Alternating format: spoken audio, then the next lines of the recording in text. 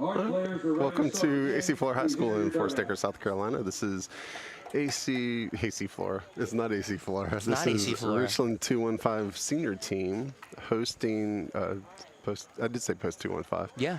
Hosting West Columbia post 79. Good stuff, Jeff. Way to know your posts. It's almost like we played them for every year. We've played them a few times, yeah. Just a few times. We're in game 2 of 4 or 3 here. That wasn't there on Monday, was it? The tree in front of the scoreboard, like the branch. Oh, wow, that's grown quick. Yeah, no, that's not it. Maybe the rain helped it today, and is currently helping it. Might be time to get out. And there's the branches are overhanging the left field fence too. Oh wow! Well, I think that's been there for a while. Yeah. I would assume Coach Howlett comes out with a couple of tools and starts cutting it back. So, I think that's what's going to happen today. Are you calling AC Flora baseball players tools? No, I was just saying he's going to come out with like a chainsaw or something. Not like a chainsaw, but you get the idea. No. Gets his rising seniors to cut it. I'm sure the what is it? 3 rising seniors in the starting lineup tonight. 4. We'll do it. You have 4 rising seniors on this team? You got Tyler, you got Roper, you got Jack, and you got Monty. Yeah, that's 4. That's a good. I have some good math sometimes when I want to have good math. Well, because I almost said 5, but Zach decided to graduate or something. He didn't selfishly get held back a year. Yeah. You had one chance. You had one job, Zach, and you failed. No, he did not. He failed on my end. I wanted them to get held back for the fun for me, but obviously for him, it's probably not as fun. So. Yeah, no. Which it's fine. But no, we are going to play. Skies may look a little dark because they are, which we're playing as of now. About an hour ago, you could have told me we were playing, and I would have laughed, and here we are. Oh man, I could probably turn down the ISO on my camera and make it look darker. Oh, great. Here we go. Yeah, it's dark and stormy night now. Right, Great. Let me undo that. There we go. West Columbia versus 215 again. Game 1 went in favor of West Columbia. They won 4-0, and they increased their record or improved their record to 7-6. The 215 come in 6-4. They had one little winning streak against. They beat Winsboro, and they finished off a successful stint against Lexington. But then, unfortunately, after that, we're not able to respond with a win yesterday. But hopefully, we got Sam on the mound today, so hopefully it's a nice response game from our team, right? Yeah, and I think so. Lexington has 3 losses. West Columbia has 4 losses in the region. Sounds right. So that was our 2nd loss in the region. Yes, we need to win tonight. We need 1 out of 2. 1 out of the next 2 against West Columbia. Yeah, we need to win tonight is basically what the goal of the game is. So, for those who are, again, welcome joining the stream, West Columbia very much made up of White Knoll and Airport, the defending, now the reigning 4A state champion Airport Eagles. Our team is made up a lot of Flora kids as well as a couple of sprinkled around 215 mainstays. But a lot of familiar faces actually from this team because a lot of these guys competed in the Forest Acres Classic, Jeff. Including, I would say, what is it?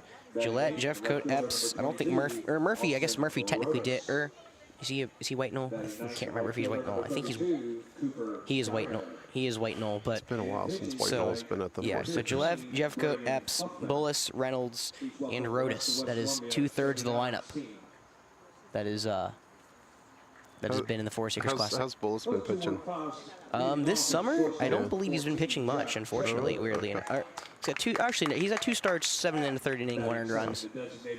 Yeah. So, but weirdly, he's not on Diamond Prospects rankings at all, which surprises me a little bit. But I think it's just, I don't know why. I think he's an all-around athlete, but we'll have to see tonight. I mean, of course, he gets to start at 3rd base. And, of course, another addition, I'll let him say it right now, but Tyler's playing tonight. All right. Tyler, a new addition. Tyler initially did not, is not in the initial roster, but feels like we've been running guys in and out. So another interesting addition to the roster. He's not, I don't think he's here tonight, but Rohan Bremer has showed up on the roster for the first time. But of course, I think that coincides with a lot of injuries as well that we've dealt with this summer. Yeah. So, and I think David Bledsoe does not look like or Daniel Bledsoe, excuse me, does not look like he's here right now. And I know we've lost, I think Luke is gone for the summer, as well as McElveen and McGee. So Coach Dorsey trying to maintain what hopefully is going to be a fun roster this summer. We'll have to see. But just, I feel like he's in and out. Yeah. But adding Tyler and Rohan's pretty big. Yes, that is. Those are two nice additions. I will keep faith with my teammates. I will keep my temper. I will keep myself fit. I will keep a stout heart in defeat. I will keep my pride under control in victory. I will keep a sound soul, a clean mind, and a healthy body. Now please stand and remove your caps as we honor the United States of America with the playing of the national anthem.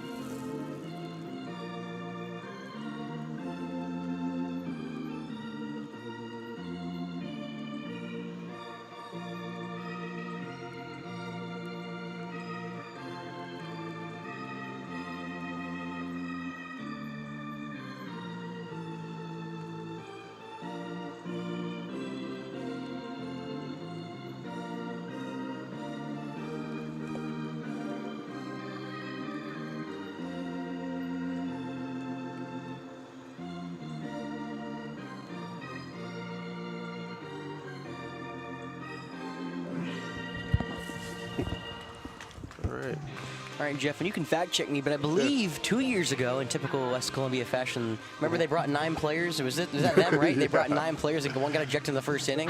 Yeah. Well, I did the count during the national anthem. They have 10 tonight, so. Okay, and I assume some of those are call-ups. They have different colored numbers, but it could just be a mixture. No, of this is a lot of their usual guys. We'll roll through the West Columbia lineup here. Leading off in center field, Bryce Gillette. Batting second, the first baseman, Landon Jeffcoat. Third, the shortstop, Hunter Epps. Cleanup duty is the second baseman, Robbie Murphy. Batting fifth, the third baseman, Rylan Bullis. Sixth, the catcher, Colby Reynolds. Seventh, DHing tonight is Bryson Steele. The eighth, the left fielder, Austin Rodas. And ninth hole is Cooper Dyer. On the bump for West Columbia when we get there is Braden Hoffman. As now we'll look at the, of course, I think my umbrella's going to come up and down the whole night. We're going to just kind of see what's going to happen because don't getting wet. Yeah, my paper does not want to get wet, but we'll rock and roll across the diamond, of course, on the hill. That's the puppet master, Sam McCutcheon, making what will be his 5th start of the summer. He's been lights out for the 2-1-5. His battery tonight, Mason O'Kane behind the plate at first. The mainstay, Thatcher Boffman, of course, his second baseman, Roper Wensky, who's been getting a lot of balls from, as well as the shortstop, Jack Chetwood. Monty Lafitte, after breaking his finger earlier in the summer, is making now what looks to be maybe his 3rd appearance in the field. And then, of course, the new addition, Monty's at 3rd. Tyler Hernandez is in left. Alvin Murray, the Newberry commit, in center. And then Evan Smith, the former Falcon, in right. The DH tonight for the 2-1-5 is, of course, our favorite Zach Sneed. Looks like there's a couple other people here, like I think Breon Earl is going to be available, Ryan Harrelson, among others that I've seen out there, of course, and of course Miller Peel, but I would assume Miller is going to be saved for tomorrow in a what would hopefully be a rubber match between these two teams. And the other fun thing is, usually don't get this a lot in high school baseball, but we do get it here, is the top 3 of the order, of course, Gillette, Jeffcoat, Epps, all had great postseasons for Airport. But the one fun thing you may forget is the pitcher they faced in the Forest Acres Classic from AC Flora was this man, Sam McCutcheon. So a rare double-up opportunity for the top 3 in the order to see Sam McCutcheon again. And not to be blunt, but they did not fare well their first time around. Of course, McCutcheon had 11 strikeouts over his 6 innings of work, only walked 2 and gave up 1 hit against Airport. A tough task for the top of the lineup for the Eagles. And, of course, Bryce Gillette leading it off. They didn't join. These Eagles did not join the West Columbia team until late. They were, of course, state champions after a phenomenal postseason run. I think I had talked about it. It all depended on if their bats caught up with their arms, and needless to say, they did just that, going on to be a dominant state championship run. It was not close to the end.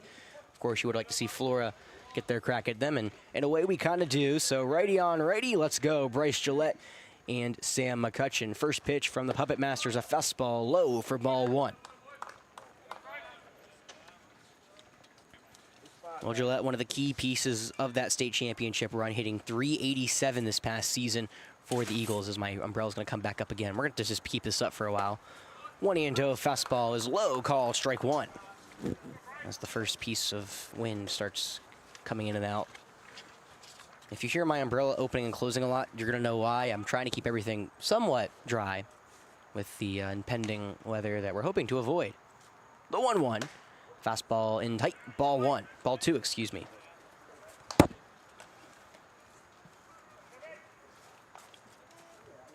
Well, again, McCutcheon coming in, making his 5th start. 2-1 on the summer, boasting a 1.68 ERA here for the 2-1-5. Almost as good as his 1.23 for Flora this season. The 2-1 breaking balls on a grounder to first. Nice job by Baumann to knock it down. Got to make sure I get that right. And Baumann steps on the bag for out number 1. Batting second, the first baseman, number 16.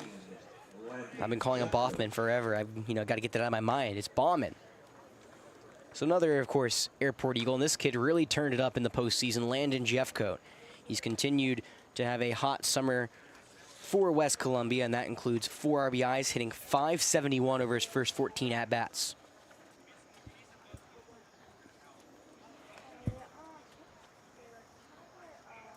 The right-hander digs in as McCutcheon fires. The first pitch, breaking balls, called strike 1. That 12-6 hits the top part of the zone. So Jeffcoat actually had the only hit McCutcheon allowed all night. He was 1 for 3, but struck out twice back in April. The 0-1, fastball called, strike 2 on the outside edge. May have been a changeup as McCutcheon freezing Jeffcoat. Quickly goes ahead, 0-2.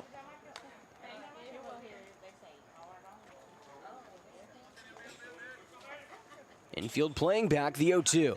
12-6 is swung on and missed. McCutcheon pulls the strings and gets out number 2 here with his first strikeout. Great sequence. It is great sequence. Curve, fastball curve. I mean, that is exactly how you draw it up. And second out of the inning, and now it turns over to Hunter Epps, who was the ace on the hill for the Eagles in his what was a phenomenal playoff run. Him and his brother dominated on the hill, and their bats helped him out a ton. First pitch, right on right, curveballs called, strike 1, top of the zone.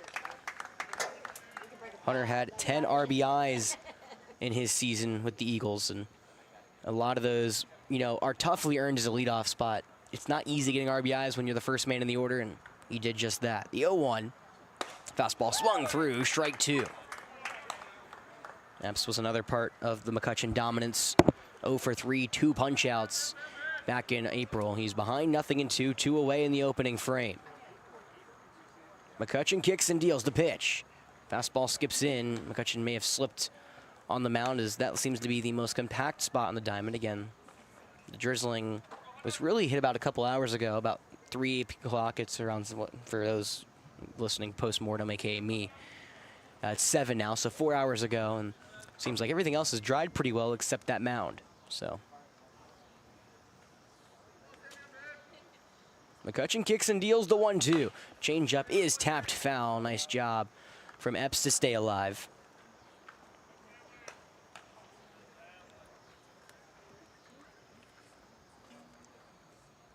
The right-handed USC Union signee coming in this summer, hitting .281. He's behind 1-2 here against McCutcheon. The 1-2 on the way, the pitch. That fastball's, no, it's swung through and missed, strike 3. And O'Kane can't field it cleanly behind. He had Epps at dead to rights at first, but instead Epps will take it on the drop third strike. That will be an error on O'Kane and will extend the inning for West Columbia.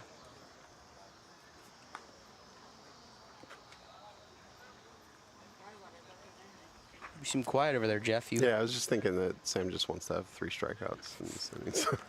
Well, unfortunately, no, he can. I mean, he can now. I'm about to say, I guess you're right. No, I mean, he still gets credit for that strikeout. I didn't think about that. About to say the Gillette grounded out to the first baseman, but no, you're right. Well, now it's the first left-hander in the order. Robbie Murphy digging in. First pitch is swung through and missed. Looked like a changeup away. It's 0-1.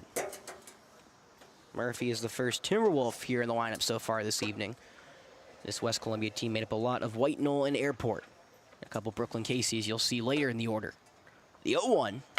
That breaking ball is popped foul into the forestry on the left side. Nothing in too quickly here against Murphy. Murphy graduated to White Knoll in 2024 for USC Union this past season. Hit .306 with 16 RBIs. He's behind 0-2. Epps at first goes. The pitch. 12-6 misses on the outside edge, just barely. Everybody, including in the stands, thought he had it. Instead, it'll be 1-2. And what's cool, it looks like a PC scout here, Jeff, for the man maybe on the hill. That is a beautiful pitch indeed. Either way, Epps does swipe second. It's his 7th stolen bag, team lead for West Columbia. Runner in scoring position for Murphy. He does take a lead and goes. The 1-2 swung through and missed. Changeup away. So McCutcheon does punch out the side, but does come off an error off a drop third strike. And they will strand a runner on the base pass. Scoreless going to the bottom of the first here in this regular season senior finale here at Falcon Field.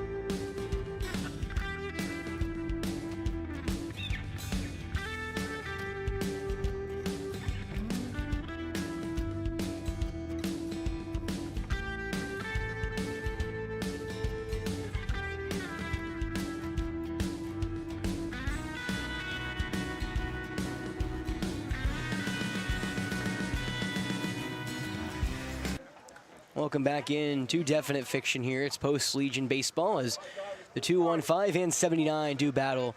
It's the bottom of the first as the left-hander on the hill fires a fastball wide to the right-hander at the plate. It's 1-0. Braden Hoffman getting the start this evening for West Columbia. It's Jack Chetwood, the shortstop, leading off for the 215. The 1-0. Fastball low, ball 2. And Jack's about leading the team in hitting among regular starters. Yes, that actually is correct, and it's Braden Hoffman, excuse me, not Bryson. I don't know why I saw BRY and assumed, but the left-hander wheels and deals. The fastball low, called strike 1.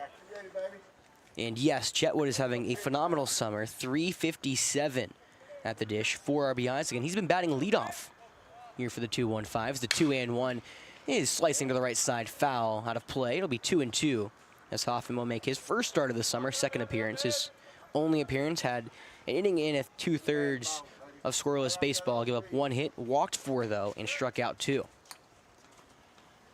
And limited lineup here for Airport this evening as the 2-2.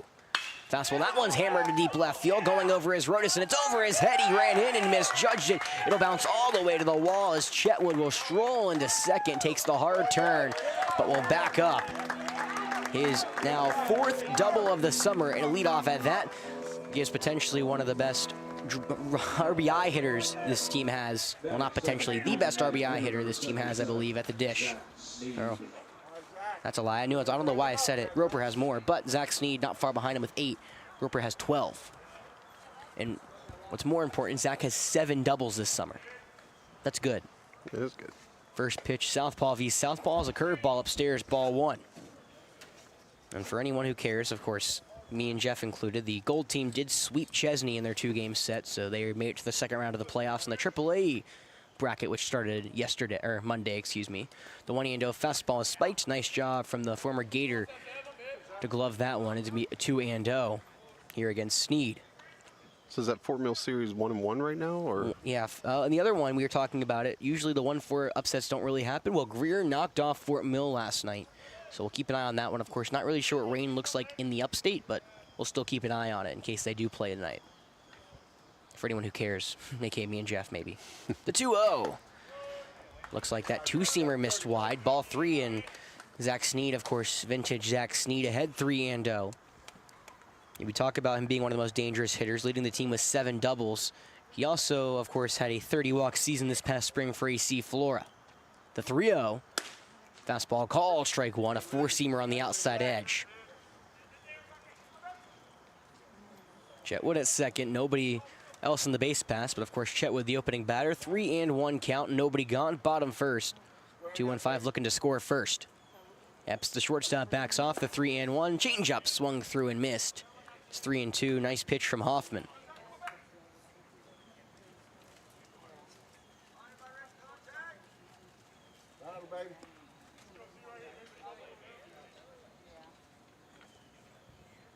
The southpaw doesn't even look at second. He fires the payoff, and Sneed spulls a good pitch, popping it foul to the left side. Looked like that curveball was going to dip low into the zone late, and instead Sneed fought it off. Waiting on deck is the dangerous Alvin Murray. And of course, after that, it's Roper Wensky, the RBI leader, who's been hitting cleanup all summer. Different spot for Roper. The 3-2. Fastball call, strike 3 looking. Sneed doesn't like it. He usually knows where his spots are, but Hoffman freezes him there for out number 1.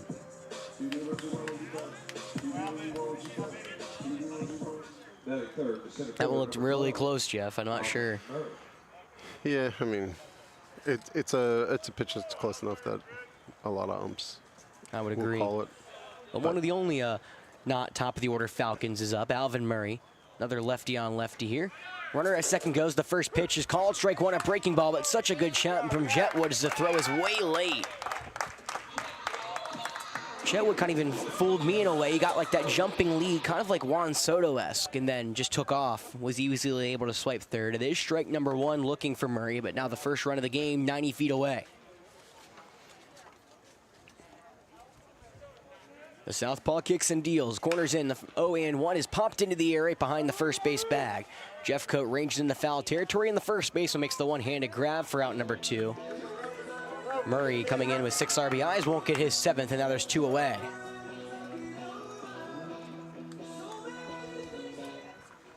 Well, if you want a chance to get an RBI, turn to this kid, Roper Wensky, doing Roper Wensky things this summer as well.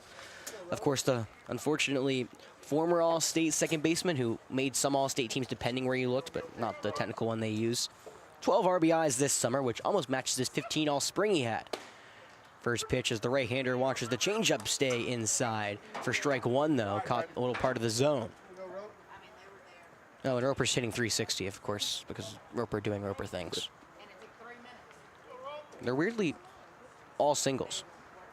I think he has 8 hits technically. He's 8 for 25 with 8 singles.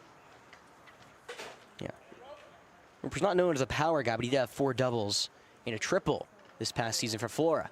The 0-1 breaking ball stays away. Curveball in the left-handed box. It's 1-1. 2 gone. First runner of the game sitting 90 feet away over at third for the 2-1-5. Trying to strike first here in the bottom of the first. Infield playing back except for the third baseman Bullis, who's playing even to the bag.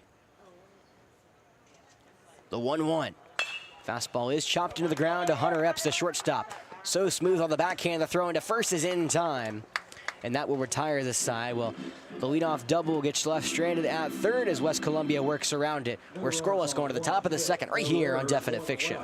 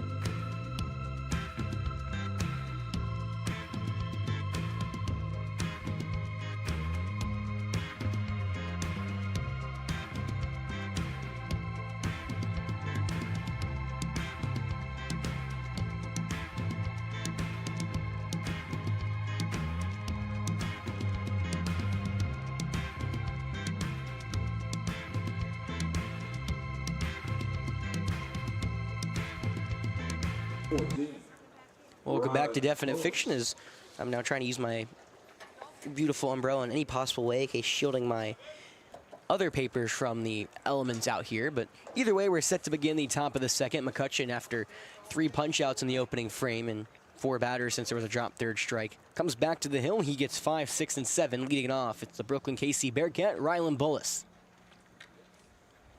Righty on righty, first pitch from McCutcheon. Fastball called, strike 1 on the outside edge. But one of the cool things about going with the Blowfish last summer, I was able to talk to Parker Murgo and Ty Marshall, and they spoke a lot on Bullis because, of course, Bullis made his high school debut in the 3A playoffs for Brooklyn KC 2 seasons ago. The 0-1 in this right-handed showdown is a fastball that shot straight back foul. It's 0-2.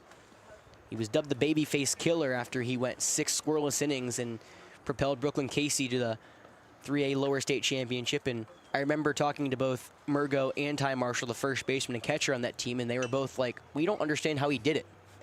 And that was as an 8th grader, right? As an 8th grader, yes. They're like, this kid just keeps making great pitches and we don't get it. I remember Ty Marshall was especially astonished.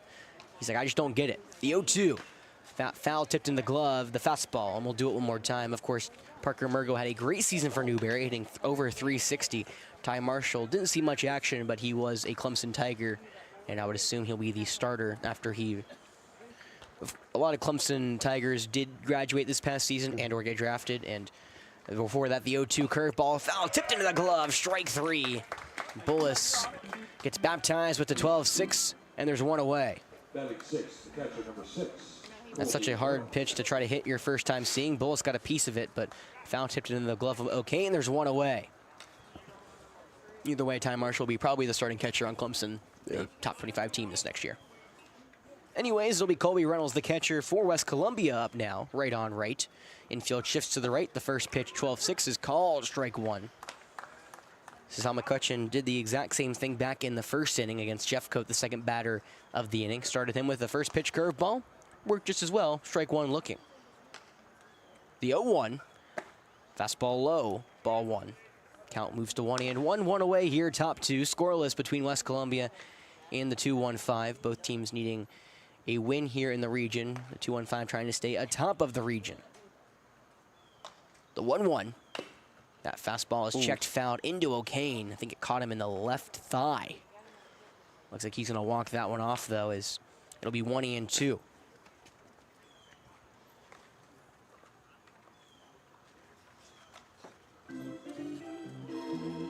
Well, while we take a second, we look at Colby Reynolds, the former state championship River Bluff Gator back in 2023 with that stacked team. Walker Mitchell, Thomas Powell, Bo Hollins, Wyatt McPherson, Matty Garris. I can go on and on about how stacked that team was, and he played a big part of it as well. I believe he was the DH on that team. Went to USC Buford this past season, was 0-for-1.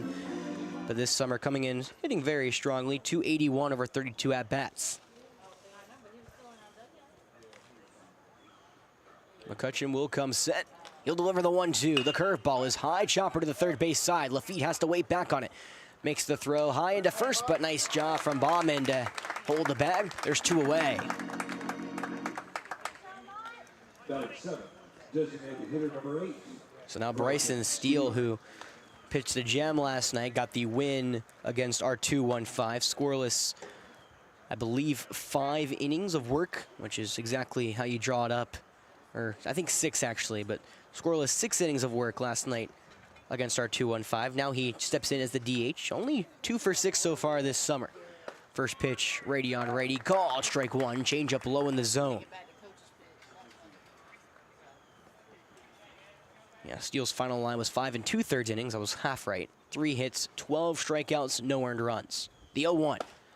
Fastball low in the zone for strike 2. McCutcheon mixing it up well. He's changing up his curveballs and fastballs well. This seems like a more fastball heavy. I'd be shocked, Jeff, if he doesn't go to off speed here. Yeah, maybe curve. Maybe out of the zone just to try to force a swing and a miss. We'll see what he decides. The Puppet Master fires the 0-2. Fastball throws him on ice on the outside edge with the heater, and that will retire the side. 3 up, 3 down. McCutcheon head down, ice cold, walking back to the dugout. We're scoreless going to the bottom of the second. We come back here on Definite Fiction.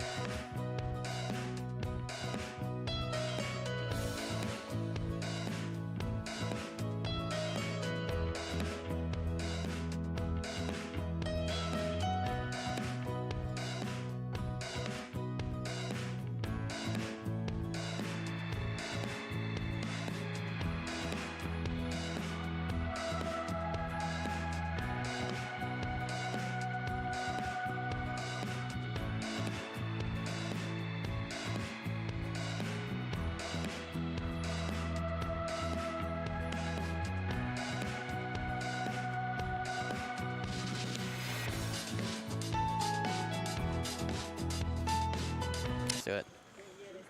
Welcome back here to Falcon Field as the AC Flora Rising senior Tyler Hernandez making his 2025 Legion debut. He was a mainstay on the team last season, and after playing some travel ball earlier, it looks like he will get the start here this evening at left field. Lefty on lefty, first pitch curveball hits the dirt, ball 1. Hoffman pitched a solid inning after surrendering a leadoff double to Jack Chetwood. Went strikeout, pop out, ground out to end the frame. He winds and deals the 1-0. Breaking ball called strike 1, 1-1. Well, along with technically, since I didn't know Tyler was a part of the roster until I quite literally saw the lineup today. I don't have his stats from AC Flora as the 1-1 fired home. Fastball low called strike 2. However, you know what I do have, Jeff? Weirdly enough, I have his stats from last season for Legion baseball, which if I can pull up in 3 seconds, that'd be great. Before that, though, the 1-2. Breaking ball missed a touch away against the southpaw. 2-2. Tyler only had 6 at-bats, but went 1 for 6 last season with Coach Dorsey's squad. Of course, in typical Tyler fashion, 3 walks accommodated that. Rain has died down. The 2-2 curveball stays in tight, ball 3, and right on cue, Tyler. You know, we talk about how Zach Sneed, his probably best eye I've seen in high school. Tyler has no slouch as well, with second in Sneed and walks this past season for Flora. I do know that. The payoff on the way. Change-up call, strike 3, low in the zone.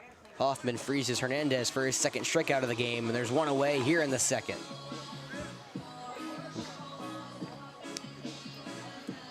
Yeah, if it's close, you got to swing.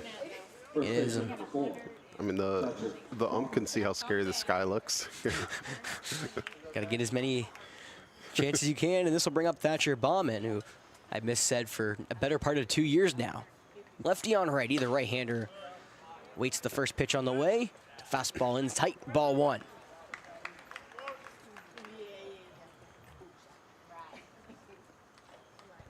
Hoffman winds and deals the 1-0. Change-up call, strike one, enter third and lower the part of the zone. Bauman now coming in, hitting .269 this summer, 2 RBIs, 1 double. Played for Spartanburg Methodist this past season, but didn't see a ton as the 1-1 is chopped over to the third base side. Bullis has it. The long throw to first is in time for out number 2. Well, he saw more than, or no? He did see more. Yeah, he saw more. Excuse me, I was looking at the wrong thing. No, he had 52 at bats for them. There we go. This is what happens when I wake up at 6 a.m. Well, Monty Lafitte will come in now, 2 for 3 on the summer. He had a start in game 1 between these two teams where he unfortunately got the loss. Lefty on righty, the first pitch to Lafitte. Curveball wide, ball 1. Lafitte's summer really got kind of cut after the 7-on-7 drills between our football teams. Monty broke his finger deflecting a pass. The 1-0. That curveball is sent into center field, right at Gillette, who has a read and makes that grab. 3 up, 3 down for Hoffman, and we quickly go to the third here. Scoreless on Definite Fiction. We return.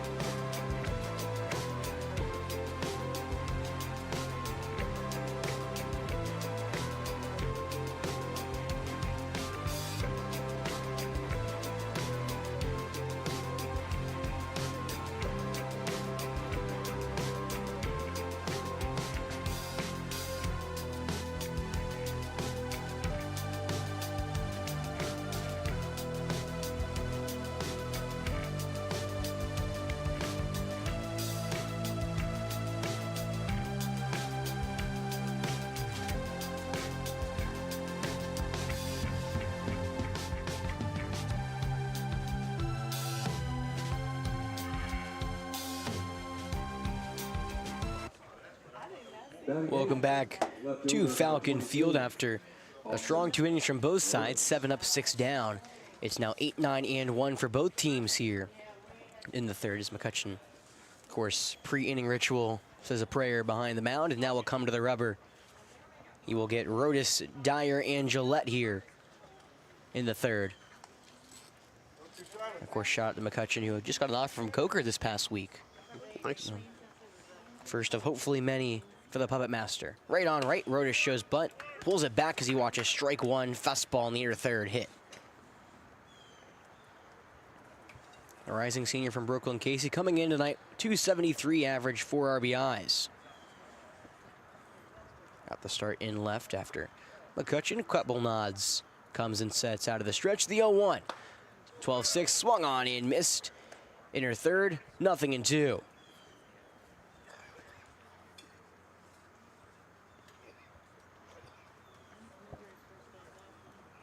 The 0-2 from McCutcheon, the fastball. Missed a tad, low and away, ball 1. Good spot from McCutcheon, just missed wide. Of course, now McCutcheon has 30 strikeouts here through 18 innings of work. Well, about to be a 19 if, well, one more out. The 1-2, 12-6, missed a tad, low, ball 2. All right. Look good on you at your end, Jeff? Yeah. Got a lot of the zone. Well, Rodas able to even the count back up, 2-2. He is strikeout prone, 9 strikeouts for him. As the 2-2 on the way is popped into the air, shallow left center field. It'll be the center fielder Murray calling everybody off, and he'll make the grab for out number 1. So no strikeout, but a fly out begins the 3rd inning here, as now McCutcheon has worked a clean 19 innings with 30 strikeouts. That's what you're looking for, an average of around over a strikeout in a 3rd per inning. Yeah. Good How math. many walks has he given up? Want to take a guess? 8? 4. 4. Wow, that's good. 5. Control. That's almost Grant Logan's level. Well, he's the ace for AC Flora next year. Righty on righty, 9-hole. Dyer steps in and watch the curveball spiked into the ground for ball 1. Cooper Dyer, to be exact. And yes, McCutcheon, a lot better. Well, not a lot better, but better than what he had, this past spring for AC Flora. Of course, it's a lot harder to get better than a 6-to-1 split. But he had 67 compared to 25, so still very good in the strikeout to walk category. Oh, yeah, but it's fantastic. Yeah. Yes, as the 1-0. Changeup is spiked in the dirt. It's 2-0. And Grant had like a stupid 60 strikeouts, 5 walks or something. It was something crazy. more the fact of his McCutcheon's having a very impressive summer so far with the 2.15. Again, 1.68 ERA that has already been lowered so far tonight after he's now worked 7 outs here so far. 2-0. Fastball called, strike one, low inner third here against Dyer. Cooper Dyer graduated from White Knoll this past spring and comes in today hitting 160 over the summer with post 79. Top of the order looms on deck. McCutcheon kicks and deals the 2-1. That fastball is lifted in the air high and deep out to left field. Hernandez has a read and makes the one-handed grab. There's 2 away. I feel like it got more on and off the bat, but it really hung up into the air at its apex. Well, a fly out to center, a fly out to left. We'll see what Bryce Gillette can do in his second time up. And if you want to complete the trifecta, Jeff, in his first time around, he went the other way with a hard ground out over to Thatcher Bauman at first. That's right. I remember that. You do remember that. Wow, that's impressive. Like it was 30 minutes ago. 34 minutes ago. 36 minutes ago. Well, probably 34, you're right. Right on right here, second time through the order. First pitch, changeup low, maybe catching the dirt for ball one. Maybe a quick pick there from O'Kane, but nobody on the base pass. There's 2 away here in the top of the third, scoreless so far between the 2-1-5 and 79, excuse me, not 97. As the fastball inside, diving through the hole on the left side. Lafitte, the third baseman, couldn't grab it, and West Columbia has its first hit this evening in Bryce Gillette. Gillette turned on a fastball, chopped one through Lafitte and Chetwood, as now he reaches base for the first time this evening, and now it'll be Landon Jeffcoat. Of course, that's Gillette's first hit here against McCutcheon in his 5th at-bat so far in 2025. Don't ask me how I remember that off the top of dome, but I can do what I can. We'll see if Jeffcoat can get his second hit against McCutcheon. His first go-around here tonight, though, he struck out swinging. Gillette over at first, not a terribly big lead. First pitch in this right-handed showdown, a 12-6 curve sent out to deep right field. Going back is Evan Smith, who's got a read and makes the play near the warning track. One-handed grab to retire the side. Well, there's the trifecta, Jeff. Fly out to center, fly out to left, and fly out to right. 4 up, 3 down as McCutcheon works a nice 3rd inning, and we'll go to the bottom half when we return.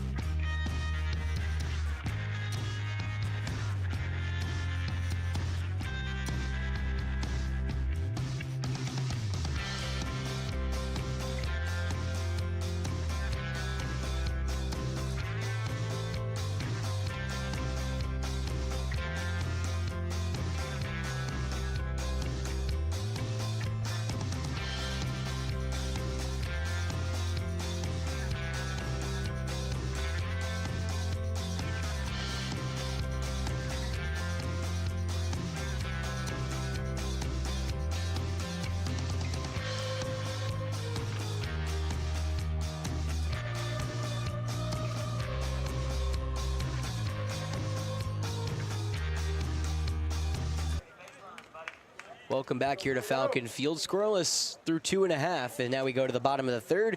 It'll be 8-9-1 now for the 2-1-5 as Mason O'Kane leading it off against the southpaw. Lefty on righty. First pitch, change up on the outside edge, called strike one. 0-1 here against O'Kane, who's come into the summer scorching hot, 4 for 11. Hoffman will wind and deal the 0-1.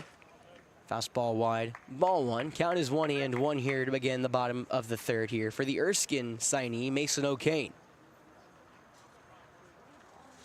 UH from the White Knoll Timberwolf. The 1-1. Change up low, ball two. Good eye from O'Kane. He's yet to work a walk so far this summer. He's ahead 2-1. He's been hit by a pitch and struck out 3 times. The 2-1. Breaking ball misses wide, and he's now ahead 3-1 here against Hoffman. Again, in his first appearance, Hoffman walked 4 batters in 1 2/3 innings, so he has not surrendered one tonight. He's behind. He'll wind and deal the 3-1. Changeup swung on and missed. Nice pitch from Hoffman, gets him back in the AB. Full count looming.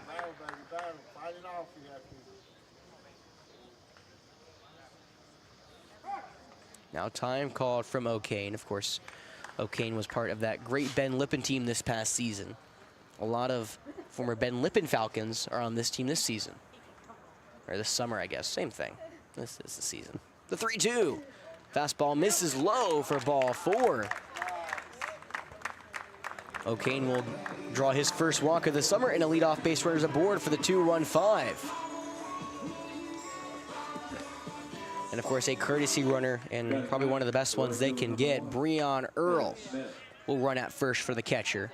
Earl's got 4 stolen bags this summer, so keep an eye on him in case he decides to go. Pay attention, keep an eye. Same thing, different shapes. Yeah. See what he does against a lefty pitcher. He's got a big lead, though. He does. Right-handed Evan Smith digs in. The southpaw fires. The first pitch fastball is high for ball 1. Snap back to first. Not in time. Earl able to get the hand back in after a pretty big secondary lead, and Reynolds took a shot at him, which came up just a tad short. It was a great tag from Jeff Cutt, I might add.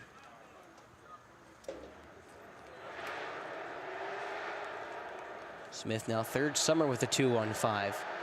As the 1-0 from Hoffman fires. Changeup called, strike one low and inside. He's a little late on the call, right? He was, I would agree. It looks like the ball was already back to the pitcher by the time he called it. Either way, still 1-1, nobody gone, bottom 3. Scoreless with a hit each. Pick off to first, kind of like a arm whip over. There's no step as they were trying to catch Earl off guard, and Breon's not that easy to pick off.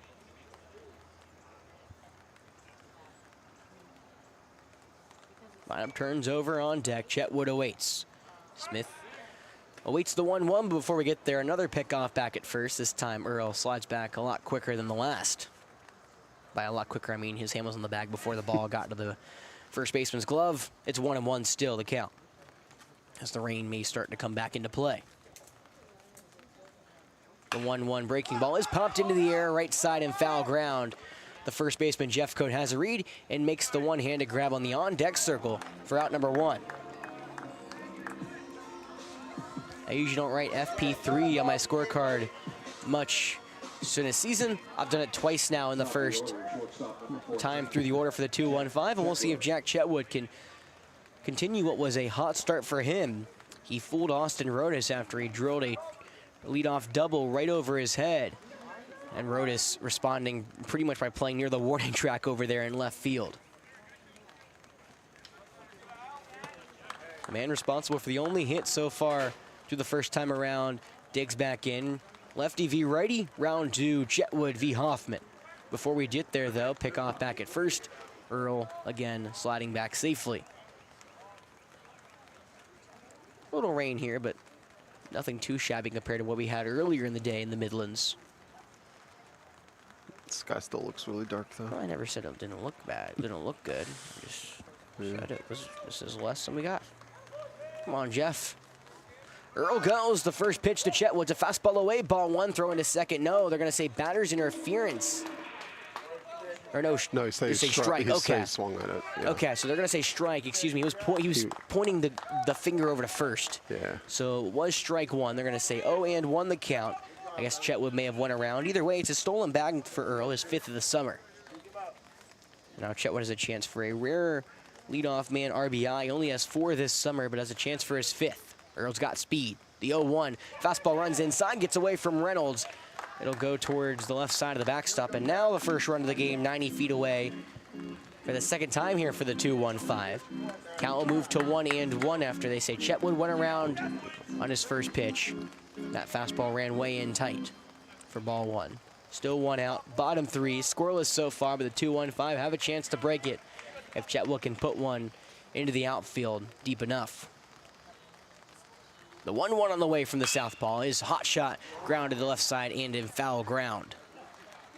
It'll be 1-2 after Chetwood got way ahead of the changeup.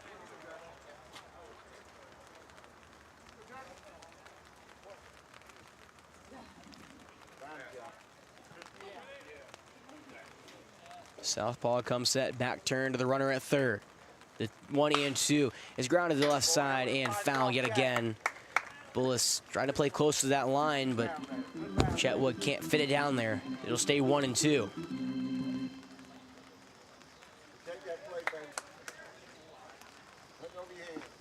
Well, if it gets that far, Zach Sneed awaits on deck, and then Alvin Murray in the hole. This can have a chance for an inning if Jack Chetwood can get on. The 1-2 on the way. Changeup stays wide in the left-handed box. Good eye from Chetwood. Count moves to 2s.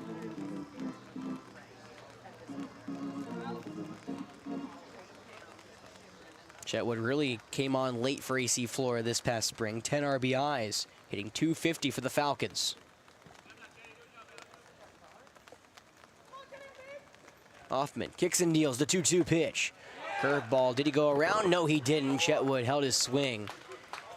It ran in, low and in, and it'll be a full count now incoming to the leadoff man. Chetwood trying to reach, get an RBI, and potentially give the 2-1-5 a chance for a big inning. Third baseman playing even with the bag, everyone else back. The payoff from Hoffman on the way is a curveball. Chetwood spoils it, taps it foul. We'll do it one more time. Great pitch. Great job getting a piece of that. That is such a hard pitch to get a piece of. It's a curveball outside. Chetwood tried to wait back on it to the last possible moment. Tried to put a good swing on it and was able to just get the bottom of the barrel on it. Hoffman fires the payoff one more time. Fastball way wide, ball 4. Great at bat from Jack Chetwood. He worked back from 1-2, and that puts runners at the corners for Zach Sneed. The designated hitter, number 77. But before we get there, though, mound visit for the first time this evening. Hoffman, who had a solid first 2 innings, is now finding himself in his second trouble, but first real trouble. 2 runners on and only 1 out. We'll be right back here on Definite Fiction.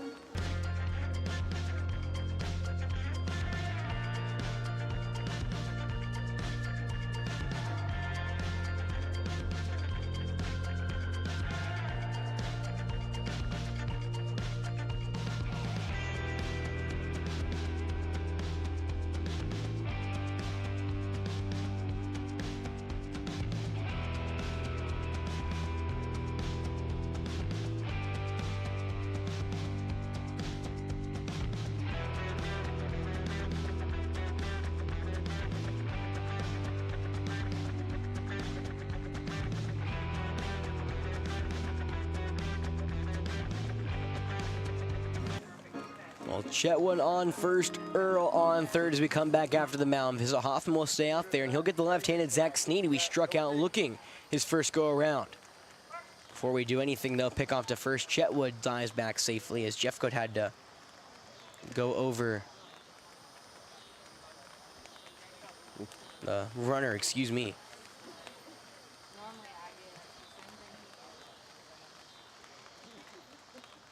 Everything's all right, though. We'll see if Chetwood tries to go here just to avoid the double play. He does. First pitch just needs a curveball inside. Ball 1, throw down to second, not in time. Nice play from the shortstop, Hummer Epps, to come into the infield grass and catch that ball on a line. That would probably kept Earl at third. Yeah, I wonder if that was supposed to be cut even shorter. I think it was just I'm surprised they threw just because Jack got a really good jump on that. He had a really good jump, and it was not a pitch to throw on because it was a curveball in. It's such a tough play for a right-handed catcher to make a play on because the glove had to come all the way across. Infield comes in, runners at second and third, and now Hoffman will step off. Trying to cut down the first run of the game. Earl stands 90 feet away. Chetwood right behind him at second. The 1-0 to Sneed is a breaking ball that's popped into the air left side, going in foul ground, and it runs out of room for Rodas, who just couldn't run it down. It'll be 1-1. Well, Sneed trying to place that ball down the left field line, but it kept tailing, and eventually Rodas couldn't catch up. 1-1 for the doubles leader here for the 215 so far this summer. Second in RBIs, only behind his teammate Roper Wensky. Of course, AC Flora Falcon teammate. The 1-1 from the southpaw. Breaking ball, foul tipped into the glove. 1-2. That pitch has done really well here against Sneed so far. We'll see how the Citadel signee adjusts to it.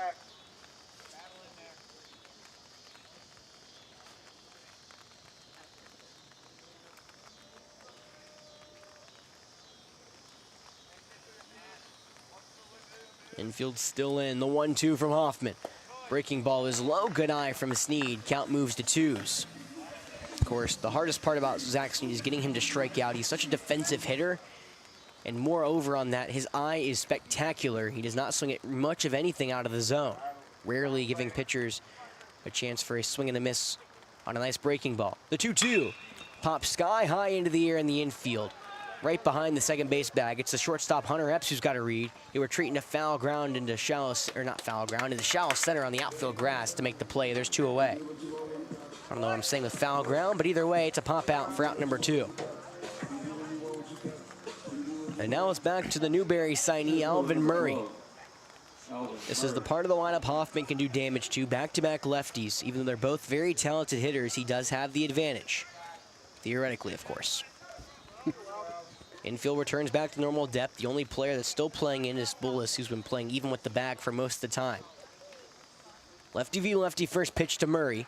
Curveball called, strike 1 on the outside edge. Murray fouled out in pop-up fashion to the first baseman, Jeffcoat, his first go-around. Trying to add to what was already a solid 6 RBIs so far this summer for him. The 0-1. Breaking ball called, strike 2. Curveball hits the outer third as Hoffman has a chance to get out of the inning. He's has an 0-2 count, 2 away, bottom third, scoreless so far. The 2-1-5 have runners at second and third, trying to strike here. Rain coming down in Forest Acres, the 0-2. Changeup misses high and just maybe a tad away. Up around the letters, it's 1-2.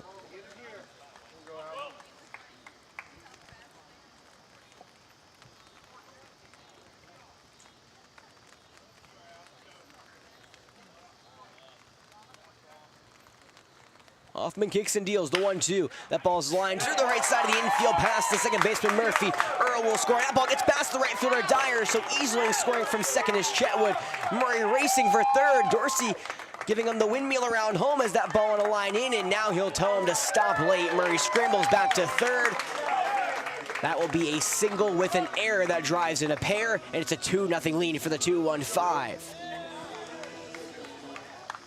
Second baseman, number 51. That looked like a routine single. Dyer would have had to make a nice throw to get Chetwood at home. Instead, he can unably grab it in his glove. It goes all the way back to the wall. And that will allow Earl to score from third. Chetwood from second as the right-hander Roper Wensky digs in. Runner at third, 2 away. Hoffman fires. Wensky lines that one to the right center field gap. That will drop for a base knock. Wensky will hold up at first, but another RBI single for the 2-1-5 makes it 3-0.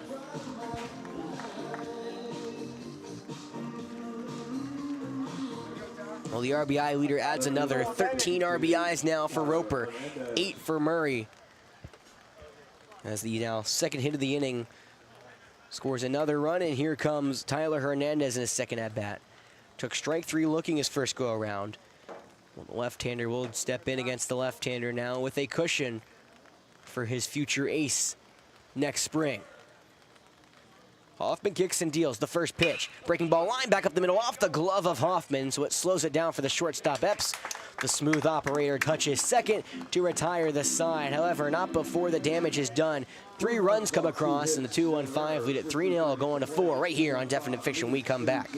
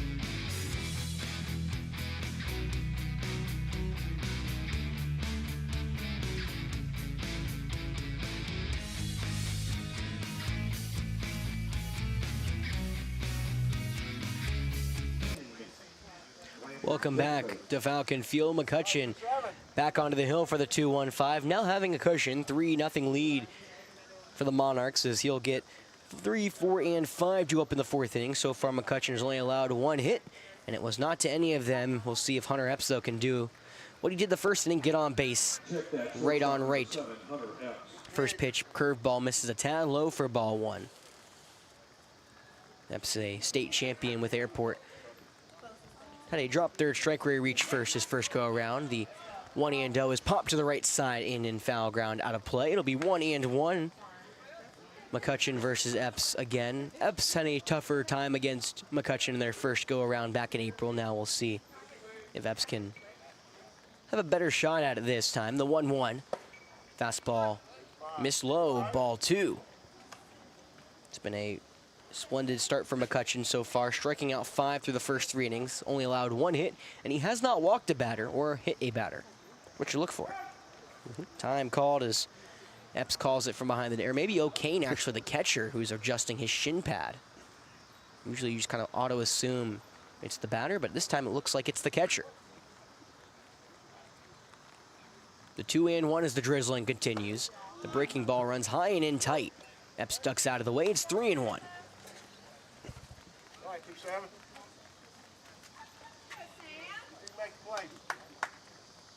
Epps looking to provide a leadoff base runner here for West Columbia. The 3-1. Fastball, that one's lined into left field. Who do it this time via the hit, though, not a walk. Smokes that one right over the head of Chetwood. And for the first time today, West Columbia has that leadoff base runner aboard, and it's probably the best one they can get. The man who leads the team in stolen bases and already has one this evening.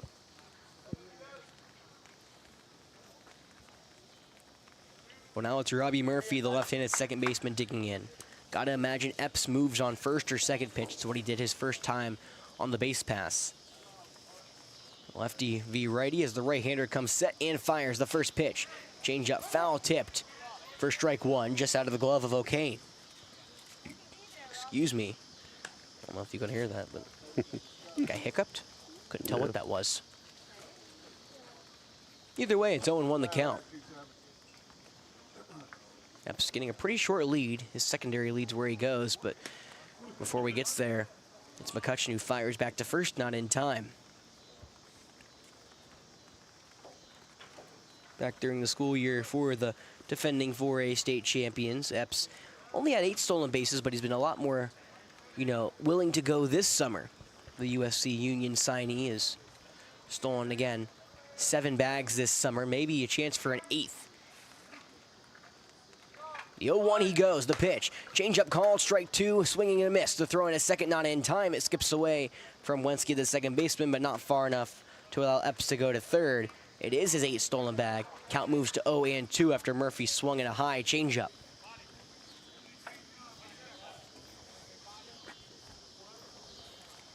After Murphy, it's Ryland Bolus that gets that far in the hole, Colby Reynolds. West Columbia trailing 3-0 here in the top of the 4th. They have a runner on second, 0-2 count to Murphy, the second baseman at the dish. McCutcheon comes set out of the stretch. Gives a couple looks back at Epps and he fires the 0-2. Foul tipped out of the glove of O'Kane. Staying alive is Murphy. And now O'Kane will come out and talk to his pitcher after retrieving that ball in the infield grass.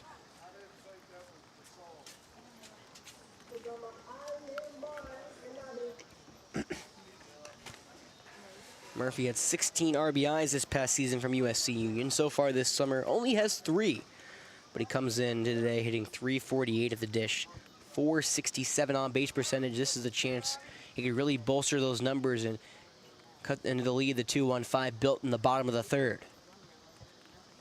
The 0-2 from McCutcheon. The pitch swung through and missed. Finally gets the changeup to go by Murphy. Murphy goes down on strikes for the 2nd time today.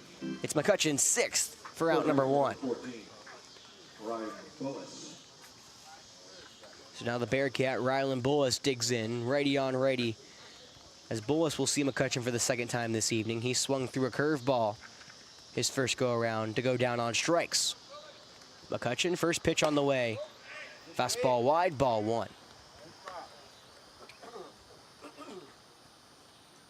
Now the 31st strikeout McCutcheon has grabbed this summer. Continuing to impress everybody around. Hopefully the scout right next to me. And Jeff as well. Epps bounces off second, the 1-0. Called strike 1, fastball on the outside edge. Count moves to 1-1 here with 1 away. Still top of the 4th, 3-0 lead for the 2-1-5, but West Columbia trying to get one of those runs back as the speedy shortstop Hunter Epps standing over at second. McCutcheon gives him a look and fires the 1-1. Curveball spiked into the ground, gets way away from O'Kane. Epps takes the hard turn at third, but will slow up and retreat back to the bag. A wild pitch that got away from the catcher is O'Kane and McCutcheon saying something to the on plate umpire, maybe. Not sure what they're talking about, but O'Kane has said now 2nd straight thing. Maybe they're trying to plead a case on something, not sure. Either way, count moves to 2-1. First run of the game for West Columbia, 90 feet away over at third. If you pretty much get anything in the outfield, Epps is scoring. The 2-1, Bullis shows a bunt. It's going to be down the first base line and will just be pushed foul. Bauman smartly waits till it trickles foul and then gloves it to make sure Epps has to go back to third.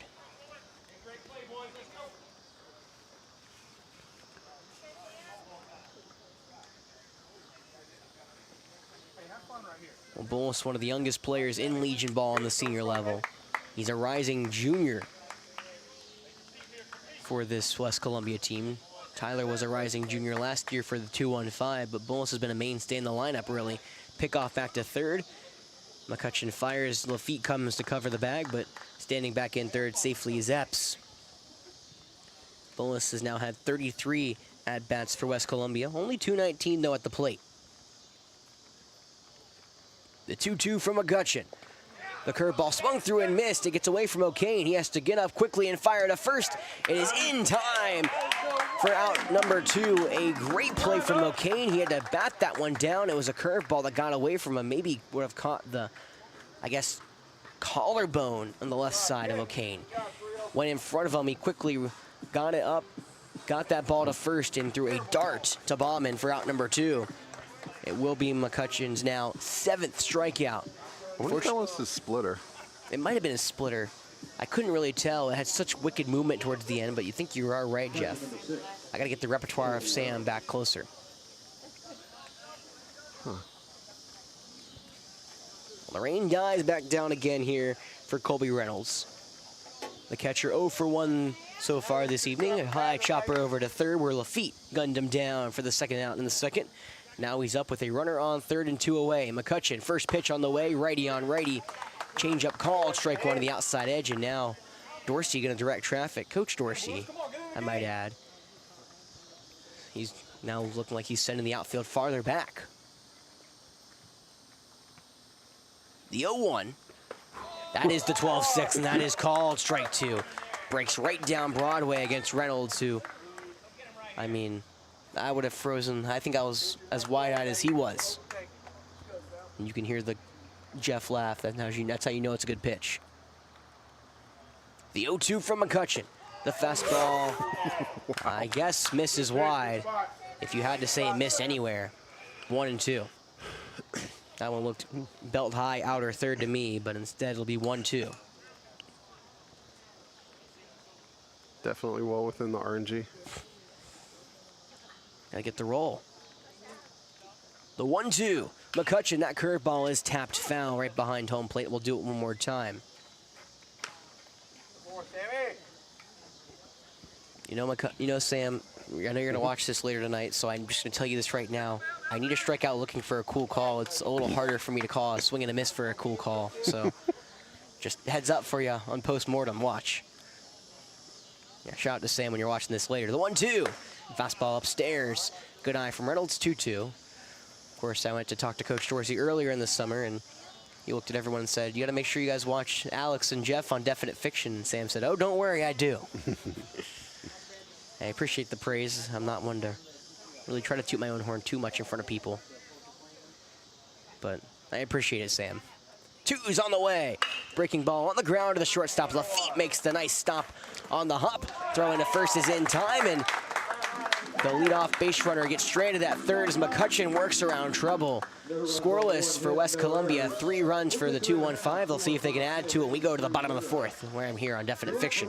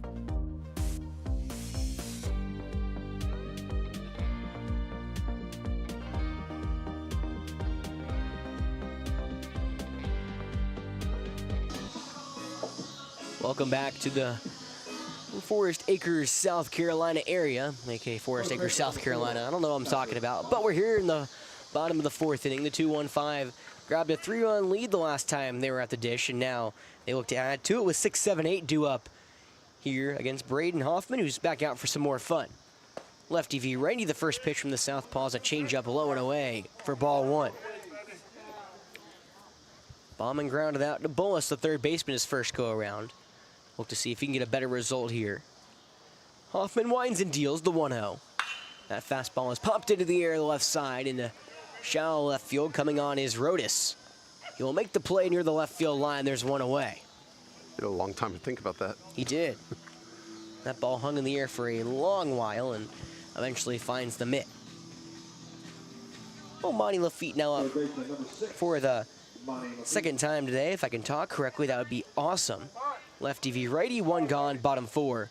Lafitte looking to see if he can find a base knock after flying out in his first go around. Southpaw fires, change up called, strike one to the outside edge, 0-1. Well, after Lafitte, it's Mason O'Kane waiting on deck, and then Evan Smith in the hole if it gets that far.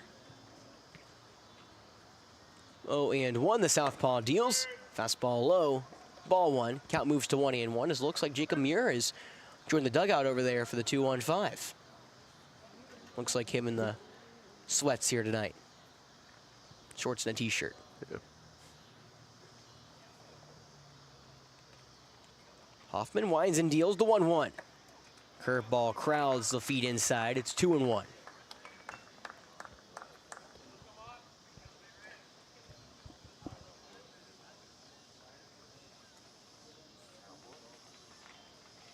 Hoffman comes around the 2-1. Curveball misses low, ball 3. That one looks like a better pitch than it was. I think, unfortunately, this catcher Reynolds dropped it, which made it look like a worse pitch. Can't frame it, yeah. Can't bring it up a little bit because that looked like it was close to the bottom line around the knees of Lafitte, but it did dip low. So the count was 3-1 with one away here in the bottom of the fourth. The 2-1-5 have that 3-0 lead, and they're trying to add to it. They're trying to get a one-out base runner, and they'll try to go through Monty Lafitte, the rising senior for AC Flora.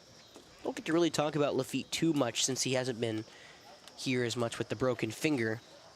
However, he had a very solid year for AC Flora with the bat, hitting .344. Hoffman winds and deals the 3-1. That one's lined right back into right center field. That will drop into the gap for extra bases on a rope. It goes all the way back to the wall as Lafitte will stand in the second with a one-out double.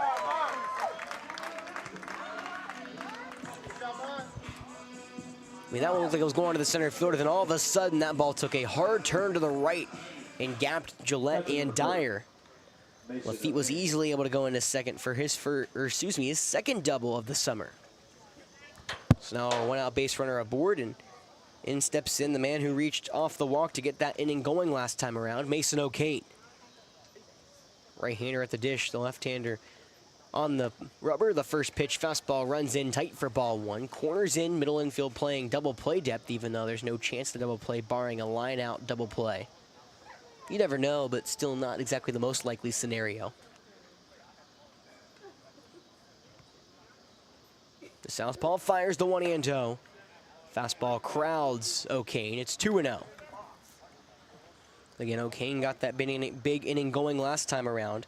He walked where he stole a base. Well, Breon Earth stole a base and came around to score, but anyway, contributing to that 3-run inning the 2-1-5 had in the bottom of the third.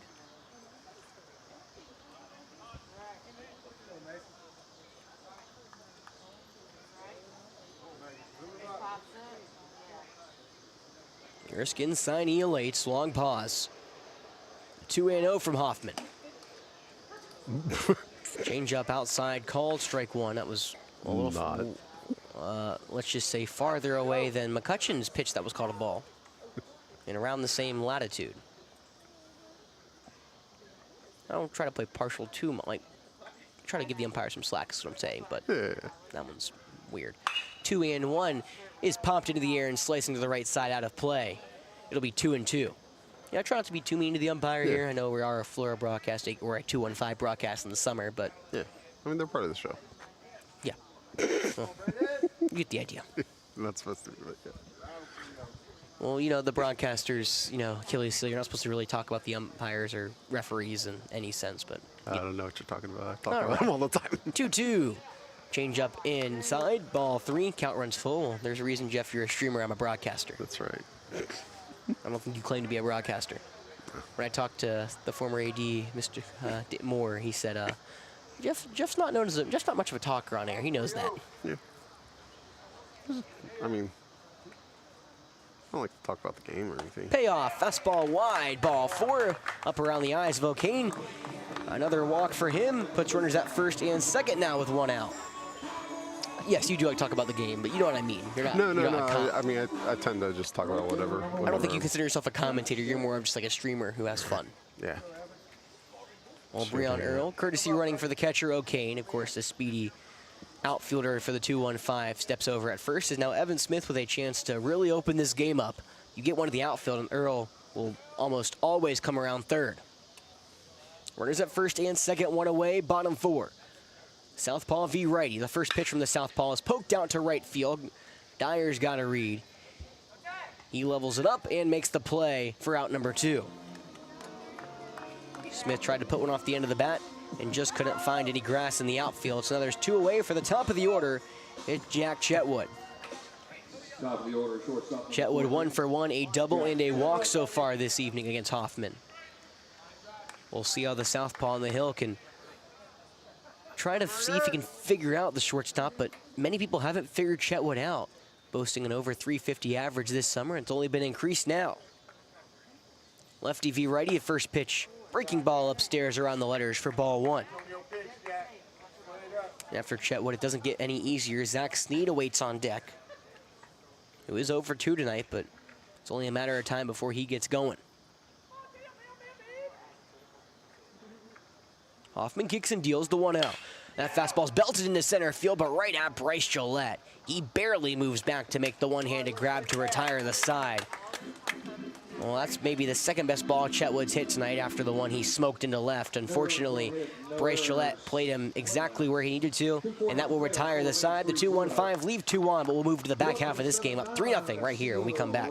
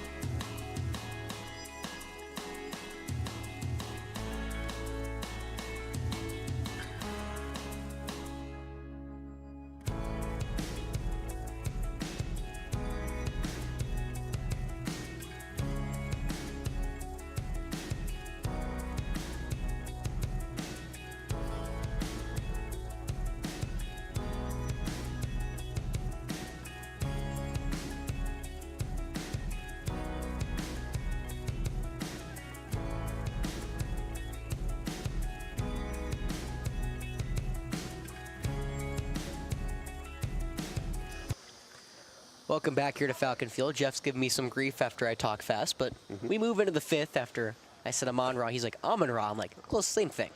Righty on righty. First pitch, fastball runs low here against the 7-hole DH Steele. It's 1-0. 7-8-9. Steele, Rodas, Dyer due up for West Columbia here in the top of the 5th. They come up trailing 3-0, trying to dent McCutcheon. The 1-0 fastball high and in tight, almost some chin music. 2-0. You know, I was telling Jeff I say crayons, my words just run together, so Amon-Ra or Amon-Ra is same thing to me. I just talk fast. That's who I'm thinking about in the second round of my fantasy draft, for those who care. My league's a little different than yours, probably, though. I'm pretty sure people don't care. It's fantasy. The 2-0 fastball is called strike 1. Thanks, Jeff. The 7 people who care. I mean, the only thing that you could make people care less about is if you want to talk about Ohio State football. The defending national champions, thank you very much. 2-1, misses low, ball 3. Did they really win? Huh? I don't know. Unfortunately for you, they did. Yeah. I try to keep them off the mind. I'm just getting attacked over here in the 5th inning. I don't know what I did. Yeah. 3-1. Fastball's tapped foul right behind home plate. Be 3-2. I don't know what I did to Jeff to make him care. Just the no one cares so viciously doesn't. I mean, that was rude. All I know is that Ohio State's a school that didn't take our defensive end away. They didn't. I'm impressed. I did not know if he'd stay or not, but seems to like Columbia enough. Yeah. And he's very good. Yep. Fortunately, he doesn't have Kyle Kennard on the other side of him this year. The payoff on the way. Swung on and missed. Teeter gets him on strikes. Strikeout numero 8 for McCutcheon for out number 1. McCutcheon? That's nice. I'm going to see how Sam likes that when I see him again. We'll see if I keep that one or not. I'm not planning on it to be Sam, in case you're wondering, Yeah, but if you like it. Back burner that one. If you like it, I can keep it, but I wasn't planning on it.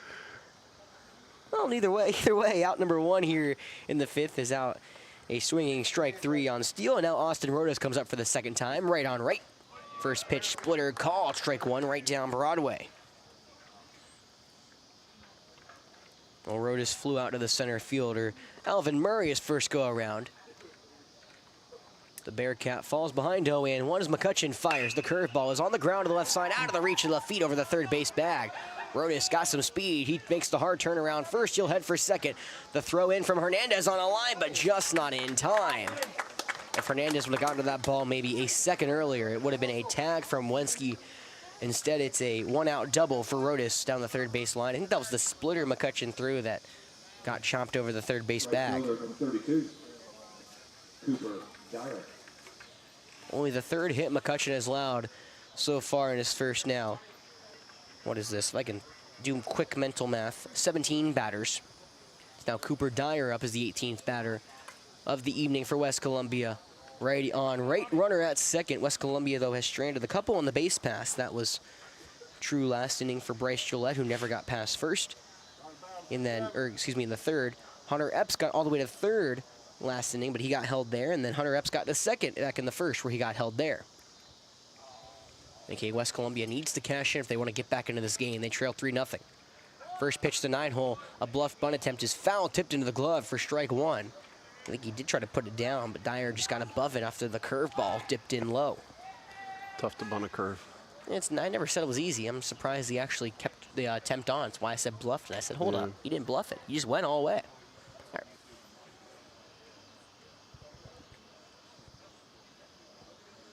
Nothing in 1, and McCutcheon stumbles off the wet mound, so that will be a balk, as he did not release the ball, meaning Rodas gets a free third base. Of course, the dirt on the mound, as I mentioned earlier, a very compact compared to the rest of the field. Everything else after the rain we got earlier today looks dry over the mound, still very much of a dark brown color compared to the light brown the rest of the infield is. Again, it looks like wet dirt compared to dry dirt. Yeah. After the balk, it is 1-1, one gone here in the top of the 5th. 3-0 lead for the 2-1-5, but West Columbia now has their 3rd runner at 3rd of the game, trying to score their first run. Bunt bluffed, 1-1 on the way. Fastball is high for ball 2. It is to note both corners, Baumann and Lafitte, are crashing.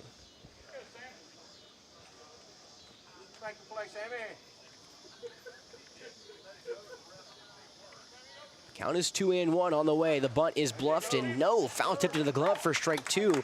Dyer trying to bunt that curveball again, but bunting at 12-6 seems so difficult. It's 2-2. Of course, after Dyer, top of the order looms on deck. Bryce Gillette, who has one of the 3 hits. No, 3 hits, I'm right. 3 hits. Jeez, I'm tired. 2-2. Curveball, got him looking, strike 3. Froze him on ice for out number 2. The 9th strikeout for McCutcheon, and that will bring out a mound visit, as now it'll bring out Bryce Gillette for the 3rd time today. Now McCutcheon is at 73 pitches, so it's not like he's... Yeah, except, I mean, there are like pitch limits and how many days you have to rest. We have to play Monday and Tuesday at Newberry College. Yeah, so I don't know if 75 is one of the... 75 probably is one of those cutoffs. Well, you'd assume he'd pitch next Tuesday against Chapin Newberry at Newberry College, but of course nothing's for sure. Yeah. We'd assume Miller will go tomorrow against this West Columbia team, and they'll just kind of feeling it out, see who Coach Dorsey has in the chamber. Maybe Tyler. Honestly. All right, so. Well, McCutcheon will stay in, and Bryce Gillette will come up for the 3rd time today. Gillette recorded his first hit here against McCutcheon in 2025. He went 0 for 3 back in April. He's now 1 for 2 tonight. A hard ground to the first baseman and a hard liner through the left side of the infield. So right on right, runner at 3rd, 2 away, 3-0 lead for the 2-1-5. McCutcheon fires the first pitch curveball, hits Gillette right on the number 5 on his back. And he will take first as McCutcheon loses the grip. First baseman, number 16. What is the first free pass McCutcheon's allowed so far tonight? He's yet to walk a batter, and first pitch hit on a curveball. Obviously not ideal. Puts runners at the corners now for Landon Jeffcoat.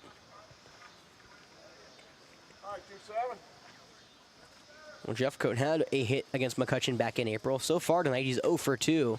A deep fly out to right, the end of the the top of the 3rd, and then a strikeout swinging back in the 1st. Or what he's done this evening. Now right on right, Gillette at 1st. Rodas over at 3rd after the 1-out double. Sounded louder than it should have been. Pick off to 3rd. Rodas gets back safely after a strike to the feet.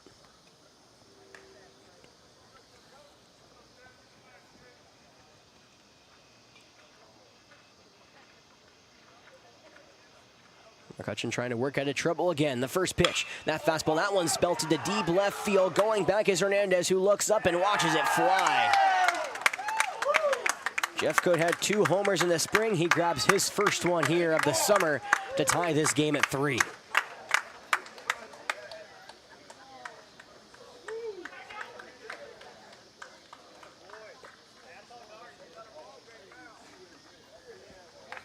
Well, Jeffcoat, who came in struggling to the Forest Acres Classic, was one of those big-time players in the Airport playoff run. Shows you why right there, the power to deep left field, and for Airport, he'll be back next year for the Eagles. It's now 3-all.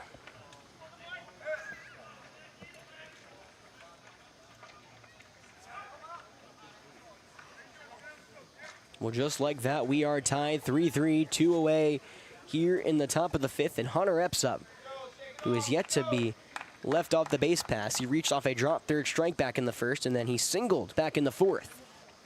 Right on right, 2 away. Infield playing back, base is cleared. McCutcheon trying to work out of trouble. First pitch on the way, the curveball. Stays in tight for ball 1, that 12-6. Such violent movement. It brought Epps back off the plate, but he still crowds the box. You see a lot of players crowd the box at the high school level. Epps one of those. The 1-0. That curveball is chopped over to the second baseman, Roper Wensky. Fields it on the mid-hop and throws over to first to get the speedy Epps to retire the side. However, the damage was done. Jeffcoat launches a 3-run nuke, and now we are tied at 3. Going to the bottom of the 5th. We'll see if the 2-1-5 can get Sam back in line for the win when we come back.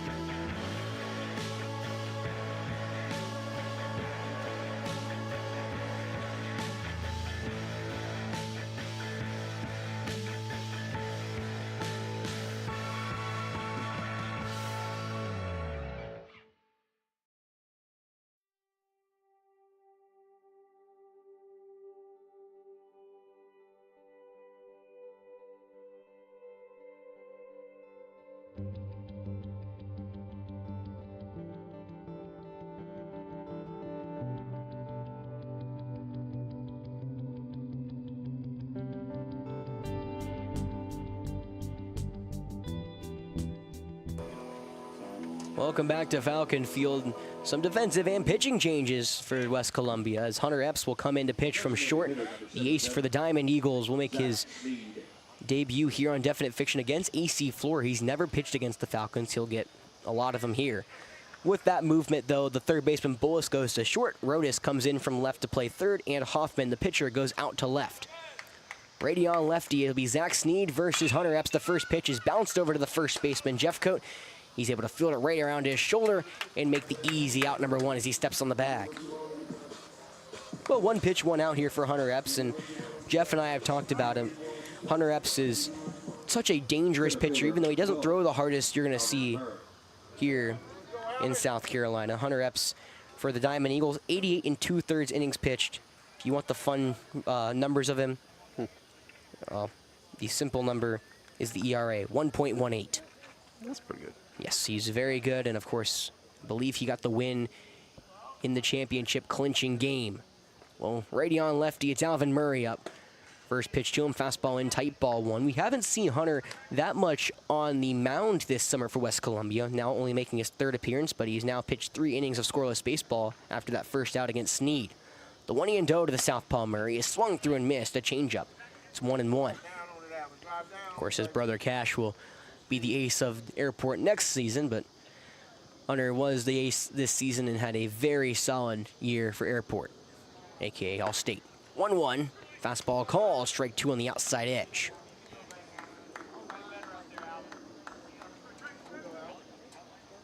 Well, Epps comes in, gets the heart of the order, 2-3-4. Got the first one to chop out, now the 1-2 to the 3-hole. Murray watched the changeup stay away, ball 2.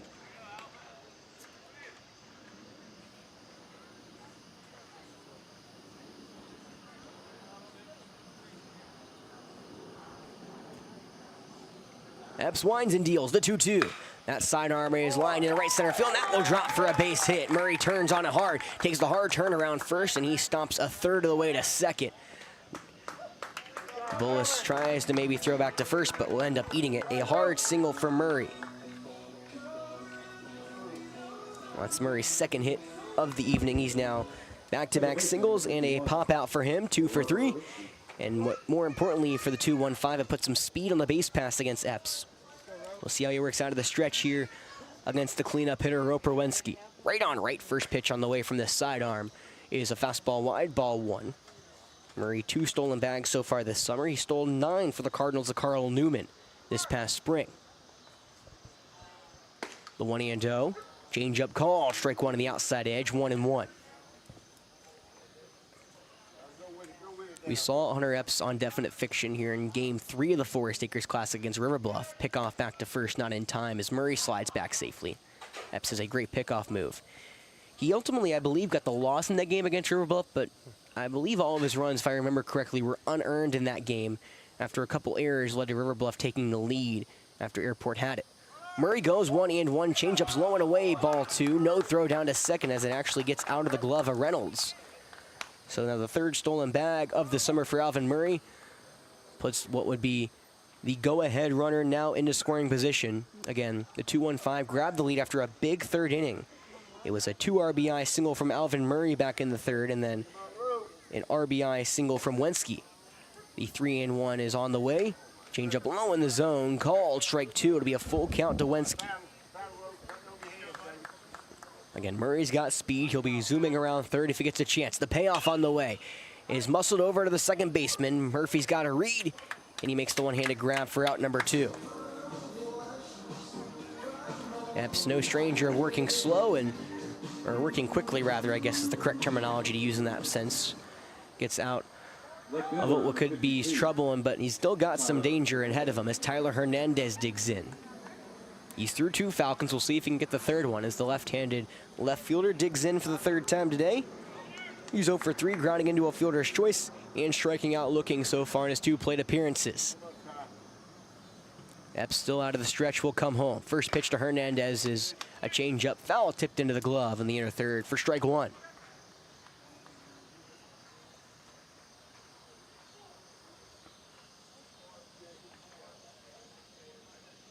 The 0-1. Breaking ball stays outside, ball one. Count moves to 1-1.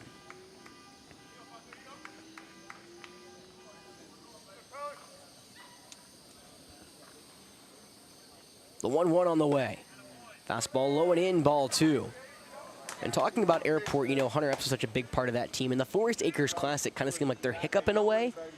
They came in, they only won 1 of 3 games, and that was against Hammond. And then all of a sudden, they lost their regular season finale as the 2-1 is fired from Epps. Change up wide, ball 3. Hernandez has a path to first. He's put 2 on with 2 out for Baumann. You know, they lost the regular season finale, and then all of a sudden, those bats flipped the script. They said, we're going to start hitting. 3-1 on the way. Change up call, strike 2 on the outer third. Hernandez will have to stay and take a full count. But what's impressive through all of that was Epps and, of course, the rest of the pitching staff was really on point for Airport, making opponents a living nightmare, which even made those losses all close. The payoff misses high and away, ball 4. Hernandez flips the bat and will jog to first.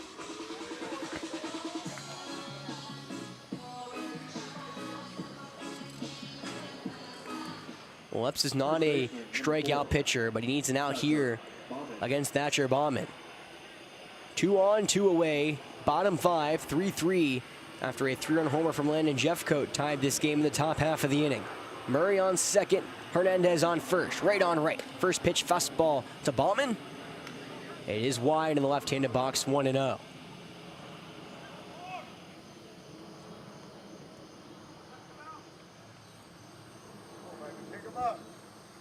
Baumann looking for a signature hit here this summer to give the 2-1-5 to lead. The 1-0 is chopped through the right side of the infield. Murphy can't run it down. He gets in the right field. The speedy Alvin Murray comes around second and scores easily. The throw goes into third, and a nice backhand from Rodas to keep that ball from going to the dugout. It's an RBI single for Thatcher Baumann. Hernandez goes to third, and now a 4-3 lead for the 2-1-5, who jump back in front. It wasn't the most well-struck ball of the game, but with Murphy playing so far up the middle, the second baseman couldn't run it down. Even with the dive, it squirts into right field. And now it's a 1-run lead for the 2-1-5. Baumann at first, Hernandez at third for the AC Flora Falcon, Monty Lafitte. Epps deals the first pitch. That one's grounded over to the right side. Murphy can't run it down again. Monty Lafitte with an RBI single. Same thing as Baumann. Both go the other way through the right side of the infield. 2 runs so far this inning, make it a 5-3 lead.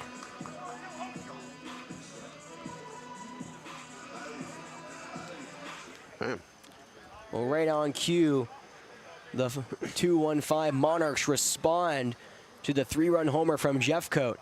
Where's our batter? It's Mason O'Kane who's shutting the gear off. Of course, the catcher didn't really get a chance to go into the on-deck circle after Lafitte and Baumann basically first pitch swinging, put one into right field each, and now O'Kane will jog into the right-handed box. Hunter Epps has not moved from the hill, giving up 2 earned runs now off of back-to-back hits.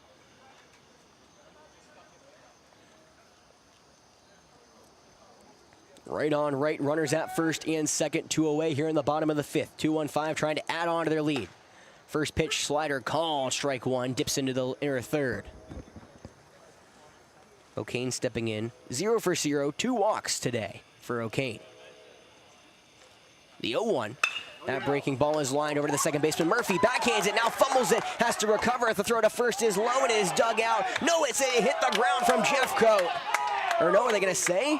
They're gonna say he caught it. Initially they said it hit the ground. Jeffcoat showed him the ball. A nice play from the first baseman to keep the inning from getting any more deep for the 2-1-5, but they do add on 2, which gives them now a 5-3 lead. We're going to 6. Don't go anywhere.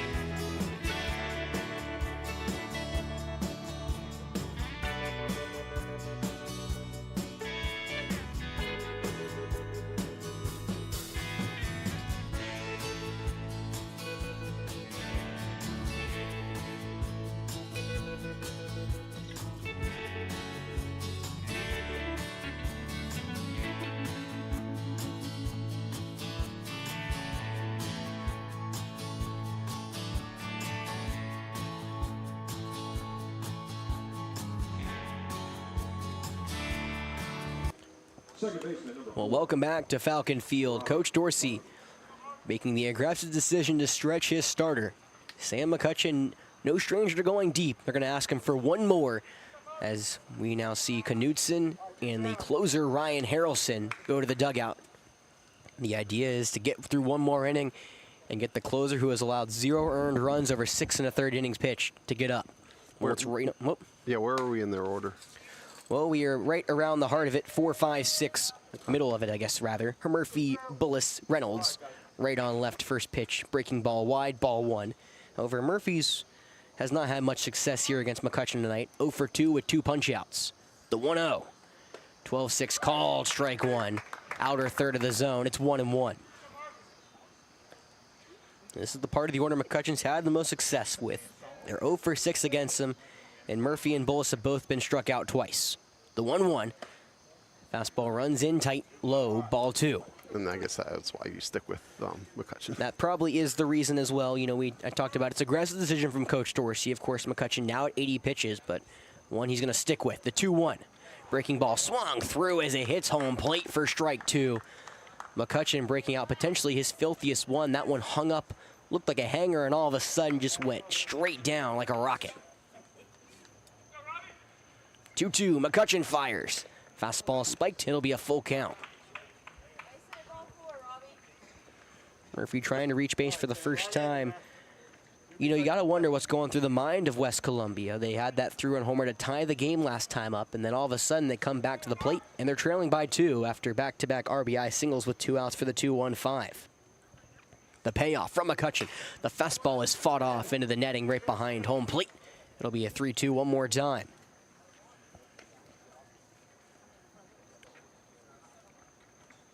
Make the play, baby. McCutcheon comes set. 9 punch-outs for him this evening. Looking for double figures, the 3-2.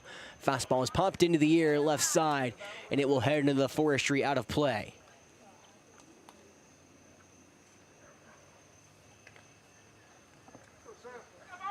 On in, baby. Make the play.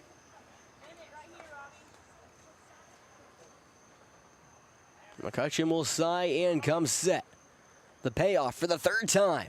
The fastball swung on and missed. Maybe a changeup. He slowed it down for his 10th punch-out of the evening. It's good for out number 1 here in the 6th. You know, I swear I get fooled by McCutcheon's changeup more than the hitters half the time. It comes like out of the hand looking like the heater, and then all of a sudden you come in, you're like, where'd the gas go? Yeah. McCutcheon took it off and got out number 1 here. Now it's Rylan Bullis up for the 3rd time. Right on right, first pitch. Breaking ball misses up around the letters for ball 1. Well, as I said last at bat, Bullis is 0 for 2 here against McCutcheon. Both of them have been via the K. The 1-0. Fastball, I guess, misses outside for ball 2. Yeah, plus the thing is, he throws all 4 of his pitches from, like, the same spot, like, just over his right ear. And I feel like usually a changeup has a little more drop. McCutcheon's changeup doesn't have as much of a drop as I feel like most do. Kind of more stays straight. 2-1.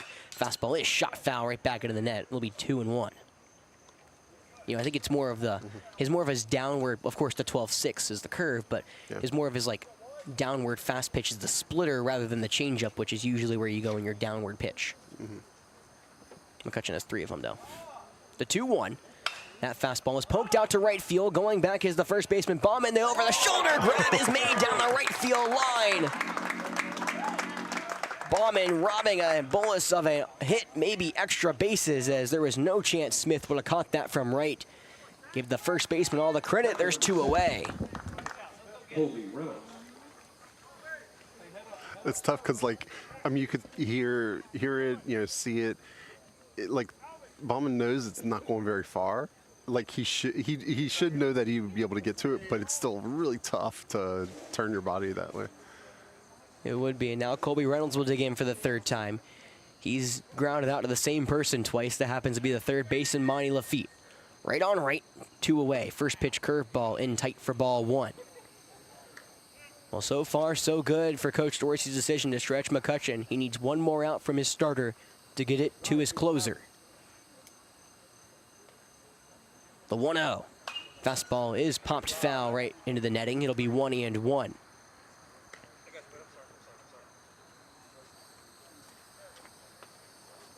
As now Luke will come over and watch his brother after the lacrosse stick in hand. That's right, getting some work in. I guess so. I don't know why anyone will play lacrosse, but hey, more power to you. The 1-1 from Sam. That curveball high and in, ball 2. Reynolds ducks out of the way. If it gets that far, waiting on deck is the 7-hole DH, Bryson Steele, who's 0 for 2 as well with 2 strikeouts. So just trying to get through this bottom part of the order. 2-1. Fastball, that one sky high, foul territory to the right side. It will go out of play in a hurry. It'll be 2s all around. 2-2 count, 2 away, 2-run lead for the 2-1-5. They have a 5-3 lead. West Columbia up here in the top of the 6th, trying for a 2-out base runner, potentially get that tying run to the plate. McCutcheon fires the 2-2. Breaking ball swung through and missed. McCutcheon finally lets out all the emotion. It's his 11th strikeout of his outing. Probably his final one as he gets a hero's welcome coming back to the dugout. He's on the hook for the win, but the 2-1-5 want to extend that lead. We'll see if they can when we come back.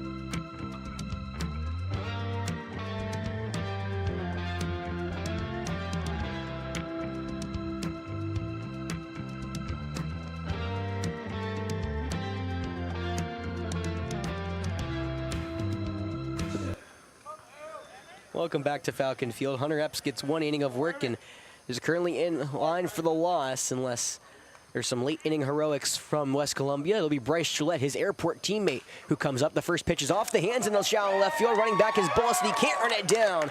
A bloop single from Evan Smith here to lead off against Bryce Gillette in the bottom of the 6th.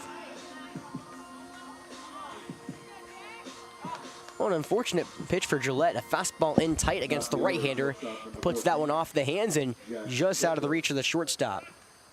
So 1 pitch, 1 single here as Evan Smith reaches for the first time this evening. Top of the order back up, right on right for Jack Chetwood. Gillette fires the first pitch, is bounced over to third baseman. Rodas has it on the second for one. Over to first, not in time. Chetwood hustles down the first base line to only get one. Well, first pitch swing against Gillette. Smith muscled one into shallow left.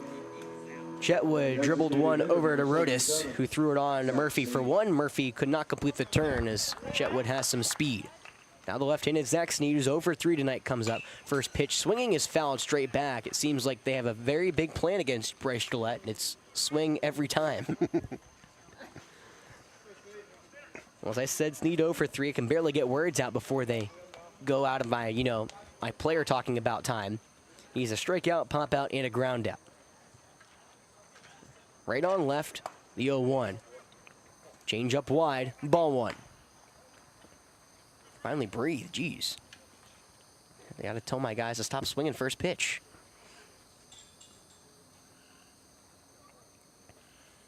Gillette, the side-arming righty. Comes set, now he throws back to first. He got Chetwood leaning, and it's in time. Nice tag from Jeffcoat. There's 2 away. Good pickoff move, wow. Gillette was that third pitcher for Airport. You didn't really hear him talked about that much because you talk about the Epps brothers, Cash and Hunter. Gillette, a very solid pitcher for Airport this past season, and right on cue, gets a pickoff. Count 1-1, 2 away now. Bases cleared for the 2-hole Zach Sneed. Gillette comes home. The fastball, up and away, ball 2.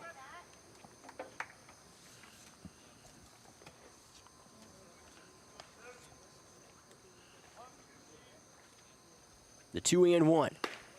Change up call, strike 2 on the outside edge. Nice pitch from Gillette. Well, for whatever reason, I decided to copy over the pitching, the hitting stats, not the pitching stats. Gillette pitched 37 innings for Airport this past season. Didn't boast the ERA that Hunter Epps did, as the 2-2 is upstairs, excuse me, ball 3. But he did post one better, 0.95. ERA? Mm-hmm. Wow. It's not bad. What you're looking for, actually. The 3-2 is popped foul. We'll do it one more time. Sneed stays alive. Of course, Gillette pitched against more of those third teams, so it's usually the teams that, with Airport's just kind of scheduled, they didn't play many 5A teams like AC Flora did. He pitched the Hammond game, and I think he technically got the win, even though it was a weird game for him. He did 7 innings with the win, 0 earned runs allowed. The payoff to Sneed. That one smacked into right center field. That will fall quickly and drop for a base hit in front of Hunter Epps. The everyday shortstop for the Airport Eagles. You forget how much speed he has, but he almost ran that down from dead center. We the second hit of the inning as Zach Sneed is aboard with 2 away. Center fielder number 12, Alvin Murray. So 1 on, 2 out for Alvin Murray, who's come up scorching. 2 for 3, 2 RBIs, 2 singles, and 2 runs scored for Murray, including the go-ahead run. First pitch to the southpaw. He went around to the curveball and low. It's 0-1. Curveball in low, I guess low, whatever you want to call it. My words are running together.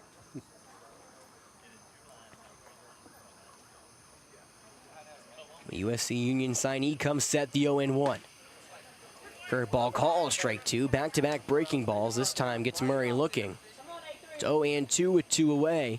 2-run lead for the 2-1-5. They lead 5-3, looking to add to it. They got a runner on first. Runner goes, the 0-2. Change up low. Reynolds has to just glove it and eat it. So a stolen bag for Zach Sneed. Puts an insurance run in scoring position. It's his now 5th stolen bag of the summer. He stands at second, 1-2 count to the Newberry signee. Gillette fires the pitch. The breaking ball is chopped foul. And we'll do it one more time. Looked like Gillette kind of had like a jerky motion. It wasn't a sidearm with the curveball. He had to more come over top. But the sidearmer's really not used to it, with such a hard pitch to throw as a curve. So he throws more of a slider sidearm, so he comes kind of down then up. The 1-2 from Gillette. That fastball, that one's grounded to the right side of the infield in the right field for a base knock. Sneed racing around third. There is no throw from Dyer. Alvin Murray have a day, 3 for 4, 3 RBIs. The 2-1-5 have doubled up West Columbia. They've ballooned the lead to 6-3. Second baseman number 51, Weber Winsky. It's now the 10th hit of the evening for the 2-1-5. As now Roper-Wensky comes up right on right, 2 away. Gillette pickoff back to first. Murray not fooled this time. He already saw his best once and made sure to take a note of it.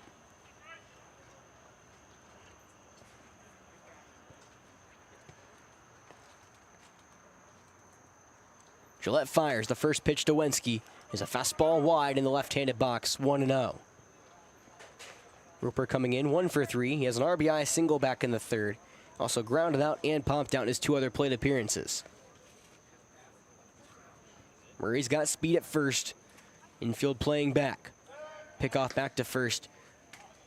Not in time, but it's so close. Murray didn't even get that big of a lead. It's going to be so hard to run against Gillette, which is even more shocking. Sneed was able to do it. I guess you bank more on the pitch speed of Gillette. Murray goes the 1-0. That one's bounced over to the third baseman, Rodas. He fields in fair territory. The throw on the hop is in time to get Wensky to retire the side. Nice play from Rodas, the third baseman, able to gun down Wensky and keep the scoring at bay. But the 2-1-5 tack on 1, and they'll look to turn to their closer, who's trying for his 3rd save of the summer. It'll be Ryan Harrelson when we come back.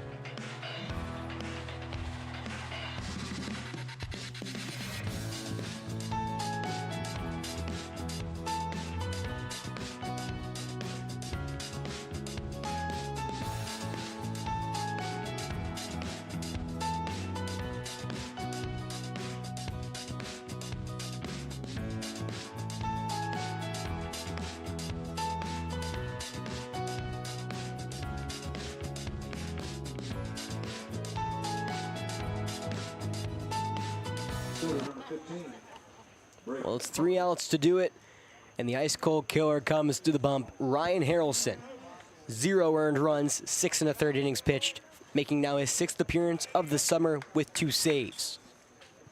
This was a kid last year who had 2 saves and a 1.75 ERA last summer with the 2-1-5. We'll see how he responds here. With the bottom of the order, it's 7, 8, 9, Steele, Rodas, and Dyer. Their objective is to get to the top of the order, whereas that's where the damage was done earlier in the 5th for West Columbia. Right on left, first pitch from the sidearm. The righty misses with a fastball wide, ball 1. Well, Steele's happy to see McCutcheon out. He was 0 for 2 with 2 punch-outs, 1 looking, 1 swinging. Harrelson kicks and deals the 1-0. Fastball, I guess, misses low, ball 2. Umpire seems to construct the strike zone kind of at little random points. Yeah. That one. The RNG. The 2-0 from Harrelson. That changeup is shot foul right back into the netting. It'll be 2-1. Well, Harrelson now making his 3rd summer with the 2-1-5. Hopefully it's a successful one as they're looking to take this game and go to 7-4. The 2-1, that changeup is poked to the left side, foul, and will go out of play. It'll be 2-2.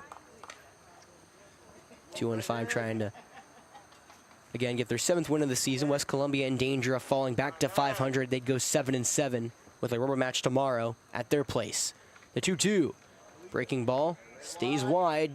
Holding the trigger back was Steele. It'll be a full count pitch. Harrelson is yet to walk a batter this summer. 8 punch-outs compared to 0 walks. We'll see what he does. The payoff on the way is low in the zone and popped foul. So we'll do it one more time.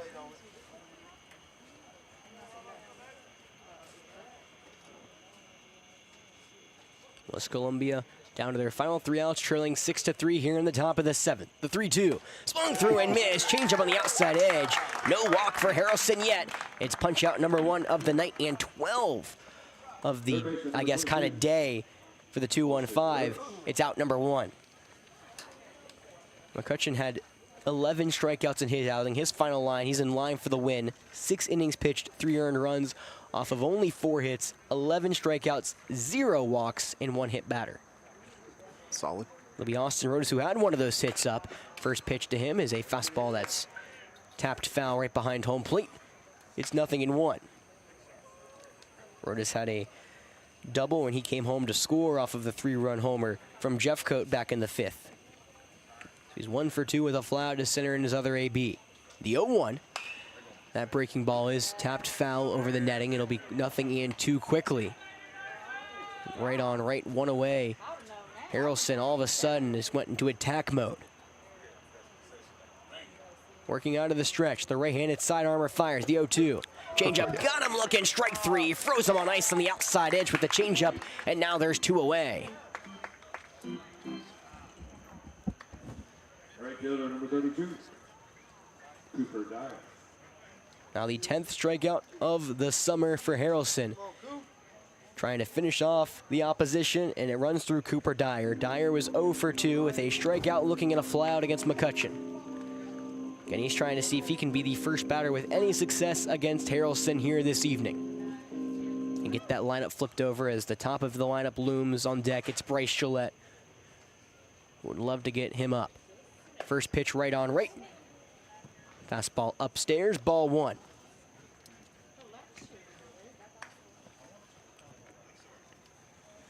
And in AAA goal stipulations here, though. Currently, Greer and Fort Miller tied at 4 apiece in the bottom of the 3rd up there, so keep an eye on that one. 1-0, fastball wide, ball 2. Yeah, that'd be huge. Yeah, AAA Fort Mill got knocked off. Gold would be here both Monday and potentially Wednesday if needed, which is very nice for us. AKA, we can do both those games. The 2-0. Fastball way wide, ball 3, and Harrelson, after going into attack mode, is now fallen behind 3-0 against the 9-hole.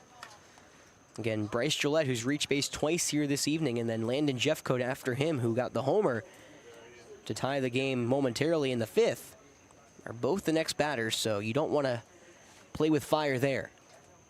The 3-0. Changeup low and away, ball 4, a 4-pitch walk to the 9-hole, and he will play with fire. It'll be Bryce Gillette. Is the first walk of the summer for Ryan Harrelson, and now Bryce Gillette will come up. He's 1 for 2, a single, a ground out, and he's been hit by a pitch. He came around to score the second of those 3 runs in the homer.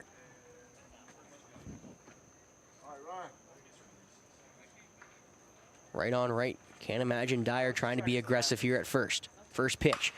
That breaking ball is popped into the air on the first base side, foul ground. Bauman's got room.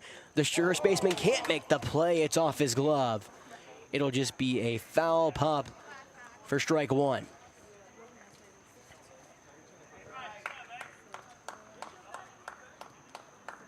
That will be ruled as an error on the 2-1-5's first baseman. It gives West Columbia another life here. However, Gillette still is down 0-1. Harrelson kicks and deals the pitch. Change-up called, strike 2 on the outside edge. All of a sudden, after a 4-pitch walk, back-to-back strikes gives West Columbia down to their final strike. Harrelson trying to shut the door. The 0-2. The fastball is poked down over to the shortstop on the ground. Chetwood's got it. The throw into first is in time. Ball game over. Harrelson knots up his 3rd save of the summer. With a walk, he retires the other 3 batters. And the 2-1-5, after allowing the game to be tied in the top of the 5th, were able to respond with 2 runs in the bottom half, an insurance run in the 6th, and Harrelson gets the save in the 7th. Of course, McCutcheon gets his 3rd win of the summer, and it will be the first loss of the summer for Hunter Epps after he pitched 1 inning of relief. All right. There we go. Good game. That was fun. That's what we're looking for, right? Yeah, and just over 2 hours. I know. It was a very nice pretty game. efficiently pitched, yeah. It's always, you know, that's my favorite part about these senior games. They're always efficiently pitched for the most part. There's rarely a pitcher that really gets rocked here. A lot of the skill levels very comparable on both sides, and both Hoffman and McCutcheon gave valuable innings to their teams. McCutcheon, of course, going 6, really giving that last inning of longevity for Coach Dorsey and making it a lot easier for Harrelson to really only pitch 1 inning and shut the door. Hoffman gave them 4 solid innings, turned it over to Epps, who had 2 outs quickly, but then the 2-1-5 had some clutch hitting at the end that got them back into the lead, and they closed the door. And of course, Harrelson did a great job of just going to attack mode, getting Gillette to ground out to the shortstop, and that's our week for us, Jeff. Yeah, awesome. All right. Well, take a few days off. Take a few days off. We'll be back here on either Monday or Tuesday whenever Gold decides they want to play. It really depends on Fort Mill. Yeah. The senior team is away next week at Chapin Newberry, both Monday and Tuesday. We'll keep you guys, or I'm sure you guys can pay attention to the stream for what me and Jeff do. I'll talk to Coach Dorsey after the game, kind of figure out what the plan is there and when playoffs officially start, considering, you know, they're on the road both Monday and Tuesday, so I'm assuming they don't start then, but I guess you never know. But yeah, they will be in action sometime the next week or 2. As long as, I think this pretty much pushes in the driver's seat in this region after this win. As long as we take care of business against Chapin Newberry, I don't think there's a way we can lose. Yep. Of course, you got to win 2 or 3 probably against these next 3 games. So. Oh yeah, I totally forgot about that. Yeah. So yeah, as long as you win, like, it doesn't matter what happens tomorrow, as long as we win those 2 games. Yeah. If you win 2 or 3, no matter what, it also works in that favor as well, because you have the tiebreaker over Lexington. So. A 1 loss. Obviously, if Lexington loses, I have to pay attention to them. I can honestly probably check them right now since we have some time. I know people are still definitely listening to us and not gone.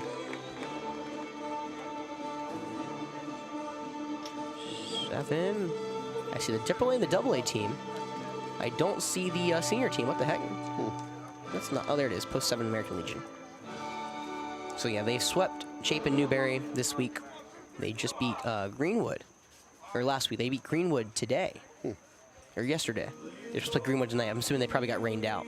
So, yep, it will be a, we need to win 2 of 3 because Lexington actually doesn't have any more region games, is what it looks like. Yeah. Or actually they do. They play West Columbia 1 more time, but they're ahead 6-1 already. So, gotcha. We'll see them 1 more. They'll have to play 1 more time, but I think we'll probably have to win 2 or 3 is what it looks like. So, awesome. Cool. All right. All right. Well, we'll be back Monday or Tuesday. Yep. See y'all then.